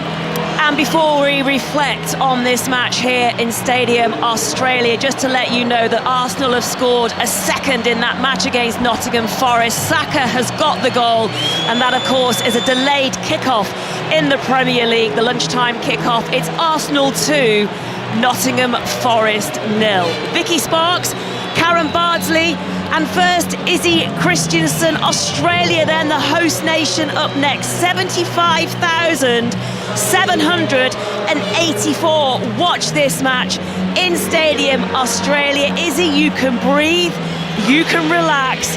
That was intense. Or maybe in just the put that atmosphere. question to Karen Bardsley. No, it was a fantastic performance, and Izzy, I'll bring you in here because I don't know what you're feeling, but the emotions are just, the adrenaline's coursing through my veins. I can't believe it, KB. It's, this is incredible stuff. The spirited performance, the confidence from Colombia and England delving into deeper regions of finding a new mentality of how they can win games. And I don't think they were anywhere near their best tonight, England, as Mary Earps alluded to, in her pre-match interview. But they've done it again. They found ways to win. And I think what I would say about the performance is they're efficient, they're effective, pragmatic, ruthless. Lauren Hemp and Alessia Russo, Alex Greenwood in particular, absolutely outstanding. It sounds like you're having an absolutely epic time in that atmosphere in Sydney. Yeah, mate, it's been great. But, to your point, I think around Mary Earps and the discussions that we've had, she said we've not, this team has so much more to give. But I think if you compare tonight and what we saw against Nigeria, this looks like a much more confident team with a much more secure game plan. I think everyone was just getting forward, joining in. The passes were there in terms of the support underneath, in behind, the threats. This is closer to the England that we're used to seeing. But I agree, couple, untidy transitions and turnovers, sloppy passes here and there, but we're getting closer, Izzy. Well, we can see the England players in a huddle in the pitch. I can see Serena Wiegmann's face. She is delighted, and her face will tell you everything, that she liked that performance a lot more than she did against Nigeria, I can tell you that for sure. And Vicky Sparks, when we were speaking to her yesterday after those press conferences with Mary Earps as well, she was saying she wanted to get it done in the regulation 90. She didn't want a repeat of Nigeria. No, and I think Karen and Izzy are right that this was much more like the England that we're used to seeing. And I think huge credit has to go to Colombia because, the best performance that we've seen from England in many ways was the 6-1 against China in the group stage, but Colombia are a much better side than China, and I think there is so much to admire about how the Lionesses came through this, falling behind on the stroke of half-time, then getting that equaliser even later towards the break, very much on the stroke of half-time through Lauren Hemp, and then the clinicalness of Alessia Russo to finish that chance. Yes, there were some errors. Yes, Colombia could have capitalised. But I think after England went ahead, other than when they gave the ball away to Mayra Ramirez, who really could have done better inside the area, good defending by Alex Greenwood, we must say, the very good effort from Bedoya Durango that Mary Earps touched over, in the end, in the last 10 minutes or so, it didn't feel comfortable, but I think there was a degree of control that England had as the match came to a conclusion, and I think that will very much please Serena Wiegmann. I think you're right, Vicky, and I think the element of control, it might not have looked nice at times, but in terms of the predictability, for England and how they kind of understood where the attacks were going to come from Colombia, they managed them, well enough to kind of see them out or put them into opportunities to make it difficult to have shots on target. But I think what stands out for me so far over the course of this entire tournament, the Lionesses have come under a lot of scrutiny and criticism around the style of play or the way that they're playing at this moment in time, but ultimately this is tournament football, and the most important thing is that you're winning, that you're getting through the stages. And you know what, if you think about it, maybe 4 years ago, 8 years ago, we probably would have been out by now, England, in terms of off the back of these performances. And the experience that you alluded to, Vicky, and the performances, the mentality and the psychological preparedness and approaches that we've seen, they just managed to just carry on regardless of whether it's good, bad, indifferent. They just find a way to win, and ultimately that is the most important thing. Izzy, how much work would have been done on that training pitch on the Central Coast this week after that game against Nigeria? The players were talking this week about how much energy that performance took out of them, but to deliver and produce a performance and to game manage the way that they did against Colombia here. Well, Serena Wiegmann said after the Nigeria game, didn't she, that she needed a couple of days off, so 2 days less to prepare for the game, if that is true. But I think that I look at this in two parts. One, the players, which is at this stage of the tournament, recover as best as you can. regroup, refocus, recovery, nutrition, all the tiny bits of details which are important. And then number 2, from a staff perspective, is to take the key messages away from the Nigeria game and take them into how you're going to adapt the game plan for this game, the Colombia game. And the best pieces of information are delivered in the shortest, concisest way possible. And that's the challenge for the coaches, is how to get a really big message across to the players in a really digestible form. And I think KB's spot on. Maybe I was a little bit harsh by saying the performance wasn't as good as we know, but I think KB actually reflected on it better than me in terms of they just found a way to win, and that is exactly what tournament football is all about. And I think fundamentally what we saw from England is their best moments coming from the unpredictability of Colombia, and I think that that's what makes football exciting. It's about controlling the game, but in a way that you're allowed to take a bit of a risk as well. And I think to go and win a tournament, in whatever capacity, you've got to be prepared to take risks and be brave. And I think from this England team, again, we've seen a performance that's progressed from the Nigeria game, but also leaves space to grow. And I think that's the exciting part about this tournament. And this, I think, is a performance that England can really build on.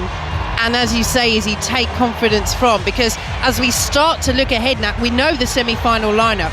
It will be Australia against England. Australia, who, we've got to throw this in now, and we'll talk about it loads in the build-up. Australia are the only side to have beaten England while Sarina Wiegman has been in charge. So there's the history there, as well as, of course, all the sporting history across so many sports between England and Australia. Spain against Sweden is the other semi-final. Spain, who England beat in extra time in the quarterfinals of the Euros last summer, and Sweden, who England thumped in the semi-finals, but with the huge caveat of that really being a poor performance from Sweden. It's fascinating. We'll talk some more, but let's go to the Emirates and update Arsenal against Nottingham Forest. John Southall. 5 minutes till half-time. Arsenal lead by 2-0. The second from Bukayo Saka. Absolutely brilliant goal. Cut in from the right-hand side onto the edge of the D, and then curled it with his left foot into the top left-hand corner. Fantastic finish, and Arsenal lead Forest by 2-0. Some of the England family and friends, I think they are the ones just below us here as they're waiting for the players to make their way around. The England players have done a full lap of this stadium here, of the ground, to take in the appreciation of the England fans that are still dotted around, and I can tell you there aren't that many of them in here because it has been dominated a lot by the Colombian supporters, as we expected it to be. Karen Bardsley, just on a goalkeeping point of view, Mary Earps will receive some criticism for the goal she conceded to give Colombia the lead, but in fairness to her, and throughout this tournament as well, she has been one of England's heroes. She has. No, she's absolutely come up massive in some big moments that have kept England in this tournament, and I think all the credit to her. Listen, I think you can see, from my perspective anyway, that I think Mary Earps was probably anticipating a shot, hence why she was closer to that near post. And Lacey Santos, we know that Colombia are good at, just delivering balls into the area, whether it's a cross or whether it's something lofted into the back post. Whether or not she meant to put that on target, it doesn't really matter, but Mary will look back at that and she'll take that personally, and she'll no, I'm going to put this right. And so I think that's what England have done every step of the way. Sarina Wiegman alluded to it earlier about the adaptability of this side, and I think that's enormous, because you never know what you're going to face in a football game, in life, whether it's formation, whether it's injury, something wacky that could happen. But this team, and Mary, she's going to bounce back. I don't see an issue, but the saves that she made afterwards to keep, that launched shot from Colombia in the second half, that needed saving. That was an amazing save. Yeah, and as you say, Karen, she is outstanding as a goalkeeper all round. She's FIFA Best Goalkeeper 2022 for a reason, and she was so good when England won the Euros. And she is a strong character, and as we know, goalkeepers, it happens. It happens, and it's about how you respond, and she responded well in the game. And I think going forward, you're right, she'll respond well as well. Alessia Russo is the player of this match. She's already carried out one of her post-match duties. We can see Sarina Wiegman doing a couple of interviews as well, pitch side. Izzy, was that one of Alessia Russo's best performances that we've seen in this tournament so far? Well, I think the system suits Alessia Russo down to a T. I think she's so effective at rolling defenders, and I think for that goal that she scored, firstly, to fire a ball across the face of goal into the bottom corner, she made it look easy, but I tell you what, that's a difficult skill to execute. She rolled the defender, she used the speed on the ball to roll, and she's so sharp on the turn. I think she's one of the best players I've played against in terms of protecting the ball and turning. To do it on a world stage in these moments, she's just proving exactly what the player she is, which is absolutely outstanding. And that goal, I just think, looking at her whole performance, I really like the rapport between her and Lauren Hemp in this system. It's working really well. And I think, word on Ella Toone on top of that, I think I wrote, sounds like I'm bigging myself up here a bit, but I wrote in my notes before the tournament that I think Ella Toone is going to have to play an understated role in this tournament, because she's not going to be able to apply that sort of creativity and flair that we saw at times in the Euros and that we see at Manchester United in the WSL. I think she's played a very unselfish role, and her runs off the ball allow Alessia Russo to play the way that she does. It creates space, and that is such an underrated role, and I just want to give her, a bit of kudos for that, because she's been outstanding today to come in after being, I don't want to use the word dropped, but she was used at the start of the tournament and then she's not been used as much. So the mentality to stay in it, is very impressive. But Alessia Russo, sky is the limit for her. She's outstanding. Vicky, just to pick up on that point about Alessia Russo and Lauren Hemp, it was good, the combination, just to see them causing that chaos in the box. Absolutely, and I think Izzy makes a really interesting point about the system there. I mean, Karen and I were talking before the match. We both thought there was a significant chance that Sarina Wiegman would go back to a back four. 3 at the back she's played against China, worked brilliantly. Against Nigeria, a better side, didn't work at all. The whole performance was off. And it's not a system she's really played at all, other than occasionally towards the end of games during her time as England manager.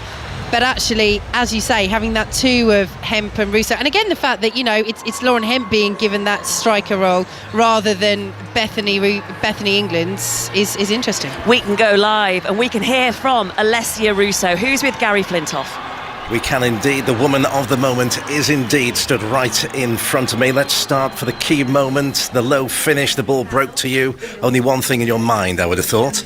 Yeah, just get as clean a strike as possible and go back across the goal. I think that's something that as strikers you practice a lot in training, so when their moments come up, it's what you work for. So obviously happy to get the 3 points, but more happy to be in the semis. I mean, when the ball breaks for you like that in the penalty area, you've made so many runs, you've worked so hard, you almost feel that's sort of what you deserve at that point.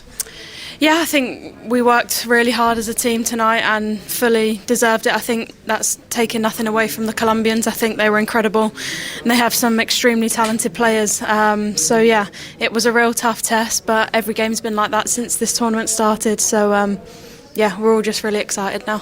Can I just ask if anyone had to sort of raise Mary Earps at half-time following the Colombian goal? Mary's a top professional. She doesn't need anyone to raise her up. Her standards are so high and she's been unbelievable this tournament. So I actually am probably our biggest fan. I don't think I could sing her praises anymore. Great save second half. Yeah, she's unbelievable. She pulls out moments every single game. That was some atmosphere out there today. You got through against a crowd which was probably mainly against you. Mm-hmm. You're about to play Australia in a semi-final here at Stadium Australia. What does that conjure up in your mind? Yeah, I mean, the Colombians were exceptional. I think you heard it straight away from the national anthems. It gave me goosebumps to see what this tournament's doing and how the fans are getting behind. Teams are incredible. But yeah, obviously Australia are the hosts, so we expect a big crowd full of them. So it's just another thing as a team we'll overcome and be ready for. You say bring it on. Well done tonight. Thank you. Alessia Russo there talking about she just wanted to get a cleaner strike as possible, happy to go through and progressed.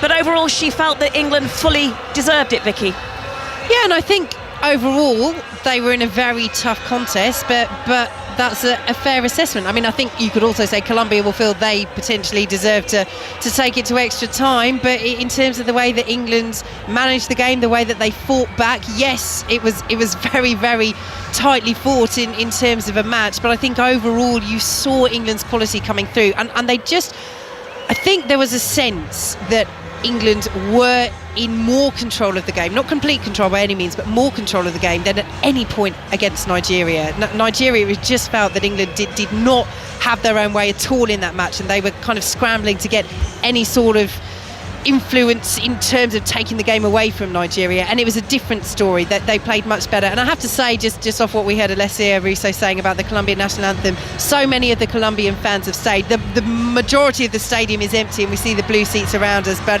there's a significant group of Colombia fans who have come down to the edge of the pitch, and they are applauding every single one of their players. It's almost like a guard of honour as they go off down the tunnel. And a word for Colombia: this is absolutely huge for them. It's the first time they've reached this stage at a Women's World Cup.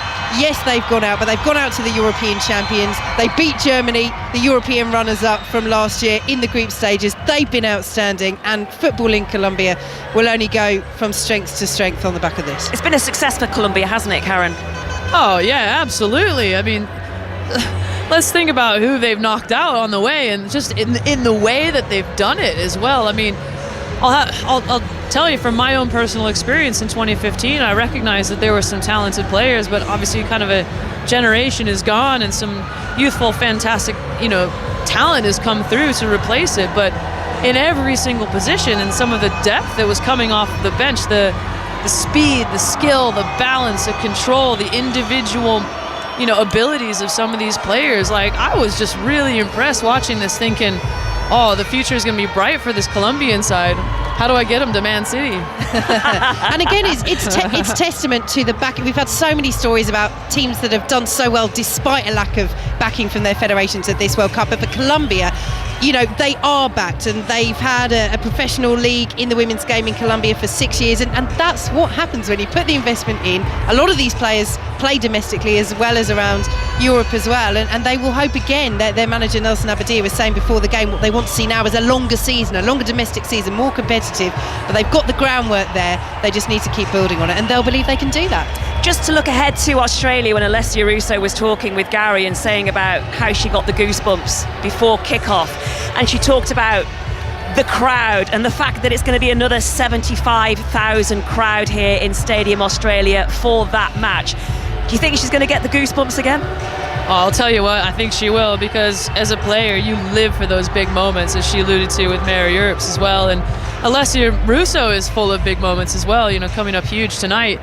And I think this, I don't know about you guys, but when I was, you didn't really play, so I can't ask you the question, but like when I played, I loved upsetting a home crowd. Like, I loved it. We would travel away and give us all that, and all this, and then to silence them was always just so much fun. And I think actually this is a great build-up for England coming into the semi-finals, that actually they have experienced a partisan crowd, and I'm not sure how the Australians could be any louder than the Colombian fans inside here. I mean, I'm sure they'll try to, but again, it's just chalk it down to experience. Again, it's positive for England. England had that penalty shootout against Nigeria to progress to this point, and obviously they are now going through to the semi-finals. Australia had their penalty shootout moment earlier. And it took a while. Oh, it sure did. It went deep, didn't it, Jules? I mean, goodness gracious. Like, I'll be honest, like, I think Gilly Fledge said it in commentary, like, I felt really sick just watching those, because I think the save from Mackenzie Arnold, the Australian goalkeeper, and then for her to follow up that save, well, she had to have the penalty retaken, didn't she? Yeah, and it was the winning penalty that she could have scored. She hit the post, and on we went in the shootout. So to save a penalty twice and then take a penalty and have it missed, and then to have to, like, physically and psychologically bring yourself back to focus in that moment.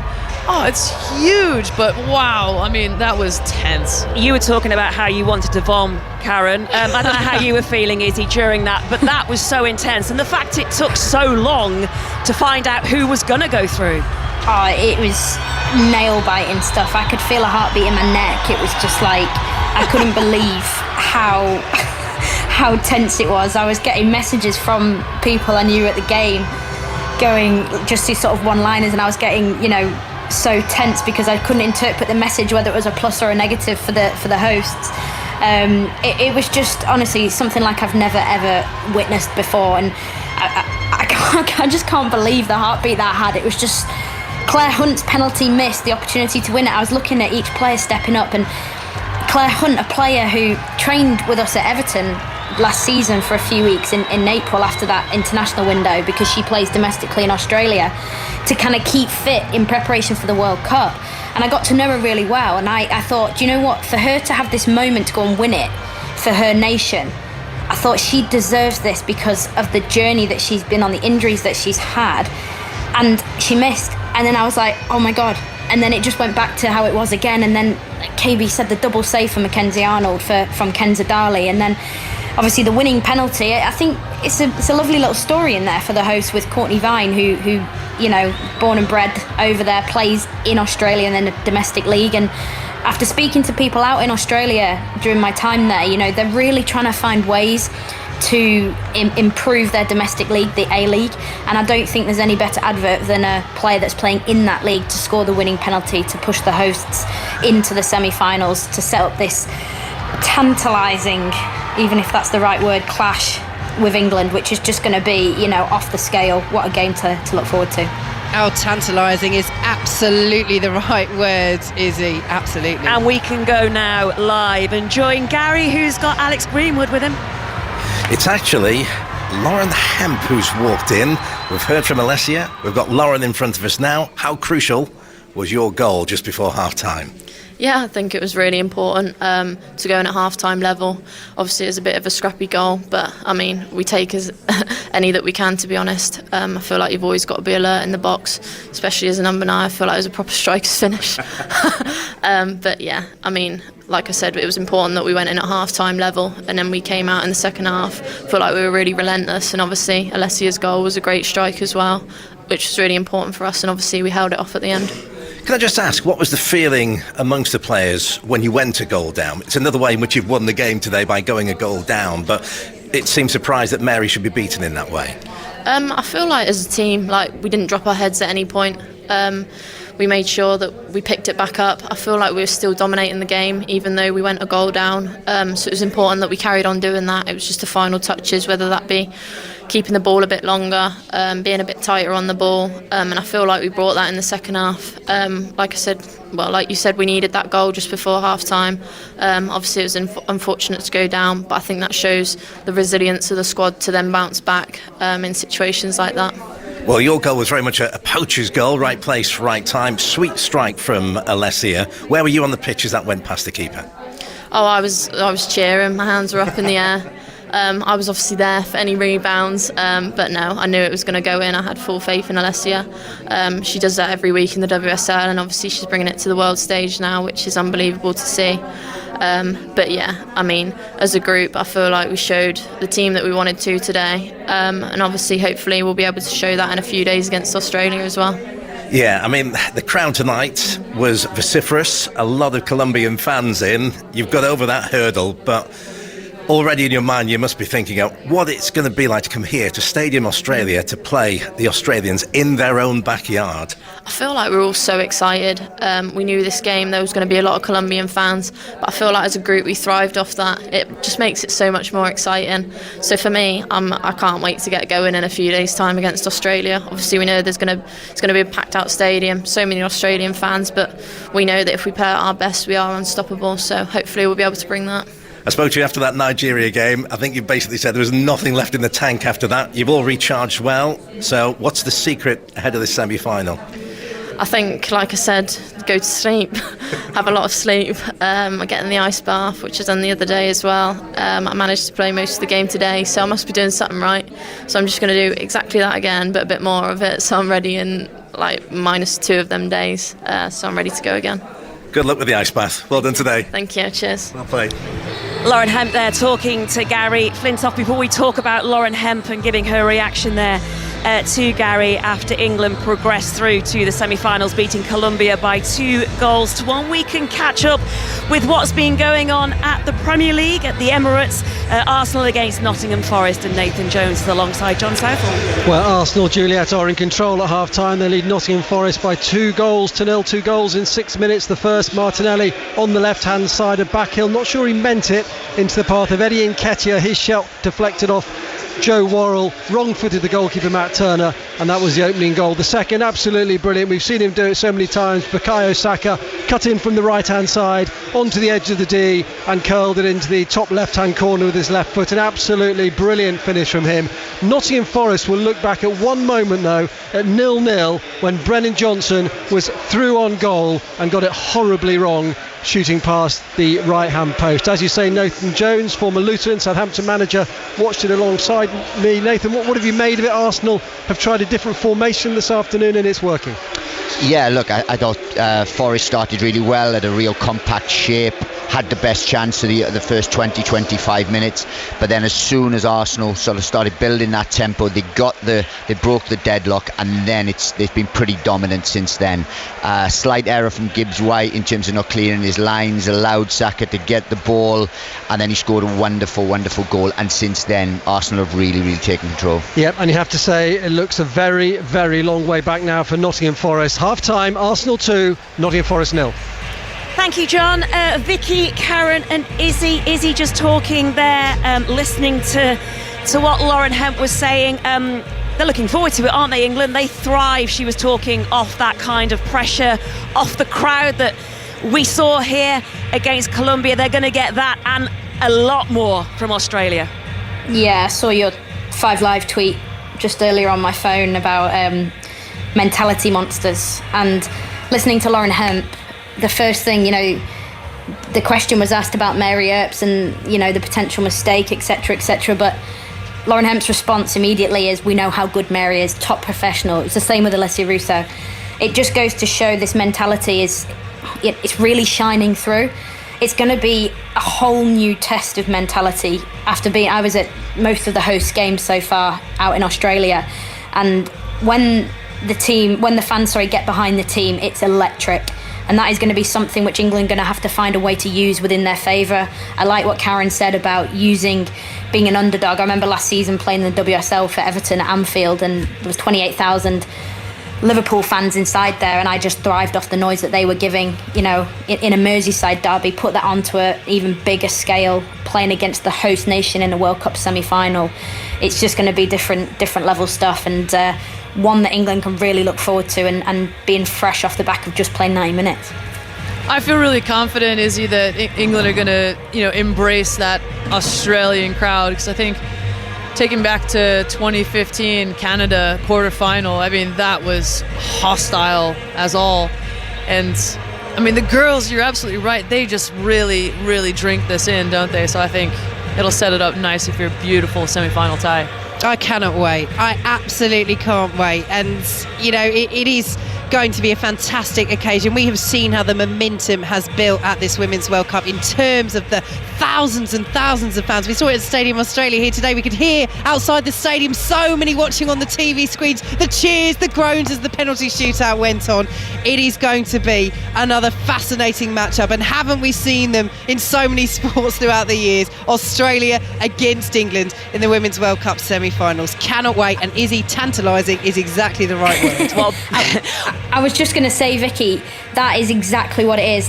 Not just football, rugby, cricket, other sports. The rivalry between Australia and England in sport exists massively. And I just think that there is a mental block there with England and Australia. I think if they overcome that, I have no doubts that we are talking about England becoming World Cup champions. Well, both semi-finals of this Women's World Cup will be on at 5 Live. Spain against Sweden on Wednesday at 11 o'clock. Australia against England. Vicky, Karen, Izzy, thank you very much for your company here in Sydney at Stadium Australia. I don't know about you, Steve Crossman, but we had so much going on. It's been absolutely wild. What with a penalty shootout in Brisbane, followed by the intensity of this game where England have progressed against Colombia in the regulation 90, which is what Sarina Wiegman wanted after all the drama of what happened against Nigeria. And you'll be hearing from Sarina Wiegman shortly with Gary Flintoff. With you, Steve. Juliet, thank you very much indeed. Absolutely breathless, which is exactly how it should be at the Women's World Cup. England through to the semi-finals to face Australia on Wednesday. And of course, we will bring you live full commentary here on 5 Live. Before we do anything else, we can say good afternoon to Statman Dave and Dion Dublin. How about that, Dion? England in a World Cup semi-final. Absolutely amazing, isn't it? And what a semi-final as well. It couldn't have been drawn any better. Yeah, the girls did what they needed to do, got over the line. Difficult game for them, I thought. Tough. Really difficult game. They had to really dig deep and find something special. They did, and yeah, listen, we go again. We go again. Don't you know this, Dave? England and Australia are not massively keen on each other either, so that could be a Is good that one. right? Yeah, Could be big. Yeah. There was a Ashes or something a few months ago. That's the one, pretty Dave. Very big. good. Well done, Very Dave. good. Well done, Dave. I won't ask you for any numbers on that. Alessia Russo as well, Dion. Absolutely clinical. Exactly when she needed to be. There's almost a... It's almost like the tournament in microcosm when England haven't been necessarily as good as they can be, but maybe they're building to it at the perfect time. Yeah, we haven't seen the England that we know can play some really good football and create lots of chances. We haven't seen lots of chances. And the chance that she did get, I mean, the run's lovely, the ball's lovely, and the finish is just how it should be as a forward-thinking player. And, I think there's still more to come. I think we've got to go. In my opinion, we're sort of in third gear. We're not even in fourth gear yet. I think we've got so much more to give. Much more to come on that story as well, including we're going to have Serena Wiegman with Gary Flintoff. We'll bring that interview to you very shortly indeed. Serena Wiegman is live on 5 Live with Gary Flintoff. She is indeed, and she is smiling, as you would imagine. She's just said to me, you can stay for another week, as indeed, so can you. Many congratulations. I mean, how much does it mean to you today? You've actually gone a goal down, and you've come back to win the game. Yeah. Well, that means so much because, again, it shows how together this team is and how committed this team is and finding a way to win. So, again, a setback, of course, you can see the goal that can happen in the game, but we scored quickly the 1-1. That was really good. And, we showed that we can just come back from a down too. In terms of Mary, she made a great save in the second half. Did you have to lift her at all at half-time? No, absolutely not. We didn't have to lift anyone at halftime because I think we played a good first half. And yes, we conceded that goal, but we had more chances. We had more ball possession, and I think at moments we played really well. It was just at the moment we lost the ball. Sometimes we weren't tight enough, and then they could counterattack, and they were really dangerous in those counterattacks. So, no, in the second half, of course, we tried to do that too, and we scored the second goal. But after that, it became a little bit chaotic. Now, in terms of your two strikers, they do so much work for you. They drop deep. They work so hard. Obviously, Lauren Hemp, right place, right time, and then a sweet strike from Alessia Russo. How pleased were you for those two today? Yeah, of course, very pleased. And for us, it doesn't matter who scores, but when you're up front and you really, of course, those strikers want to get their goals too. That helps them and helps mainly the team. So it doesn't matter, but of course, it's nice because they live from goals too. You obviously will enjoy the win this evening. How much of the last 20 minutes of the game did you enjoy? No, not that much, to be honest. I just hoped we could have. I thought we should have scored the 3-1, and then you kill the game a little bit. And still not save them, but it's a little easier. And now, of course, they were going to push even more, and as they were so dangerous when they came to our final third. That was a little bit uncomfortable. Just finally, then. You're in the semi-final. You will play here at Stadium Australia once again. You will play Australia in Stadium Australia. I'm sure already people have spoken about the rivalry, the natural rivalry between England and Australia. How much are you looking forward to that? Yeah, so much. This was just an amazing environment. And of course, for Australia, it's a very special moment. Today, it felt actually like it was an away game too. So that will be the case on Wednesday. I'm really excited. We're through. We have 2 more games. And the next one is Wednesday, Australia. And we're getting ready for it. You said you wouldn't sleep after Nigeria. Will you sleep well tonight? I think I will sleep a little bit better. Well done. Many congratulations. Thank you. The England head coach Serena Wiegman live on 5 Live with Gary Flintoff, and full commentary, of course, on Wednesday of the World Cup semi-final, England versus Australia.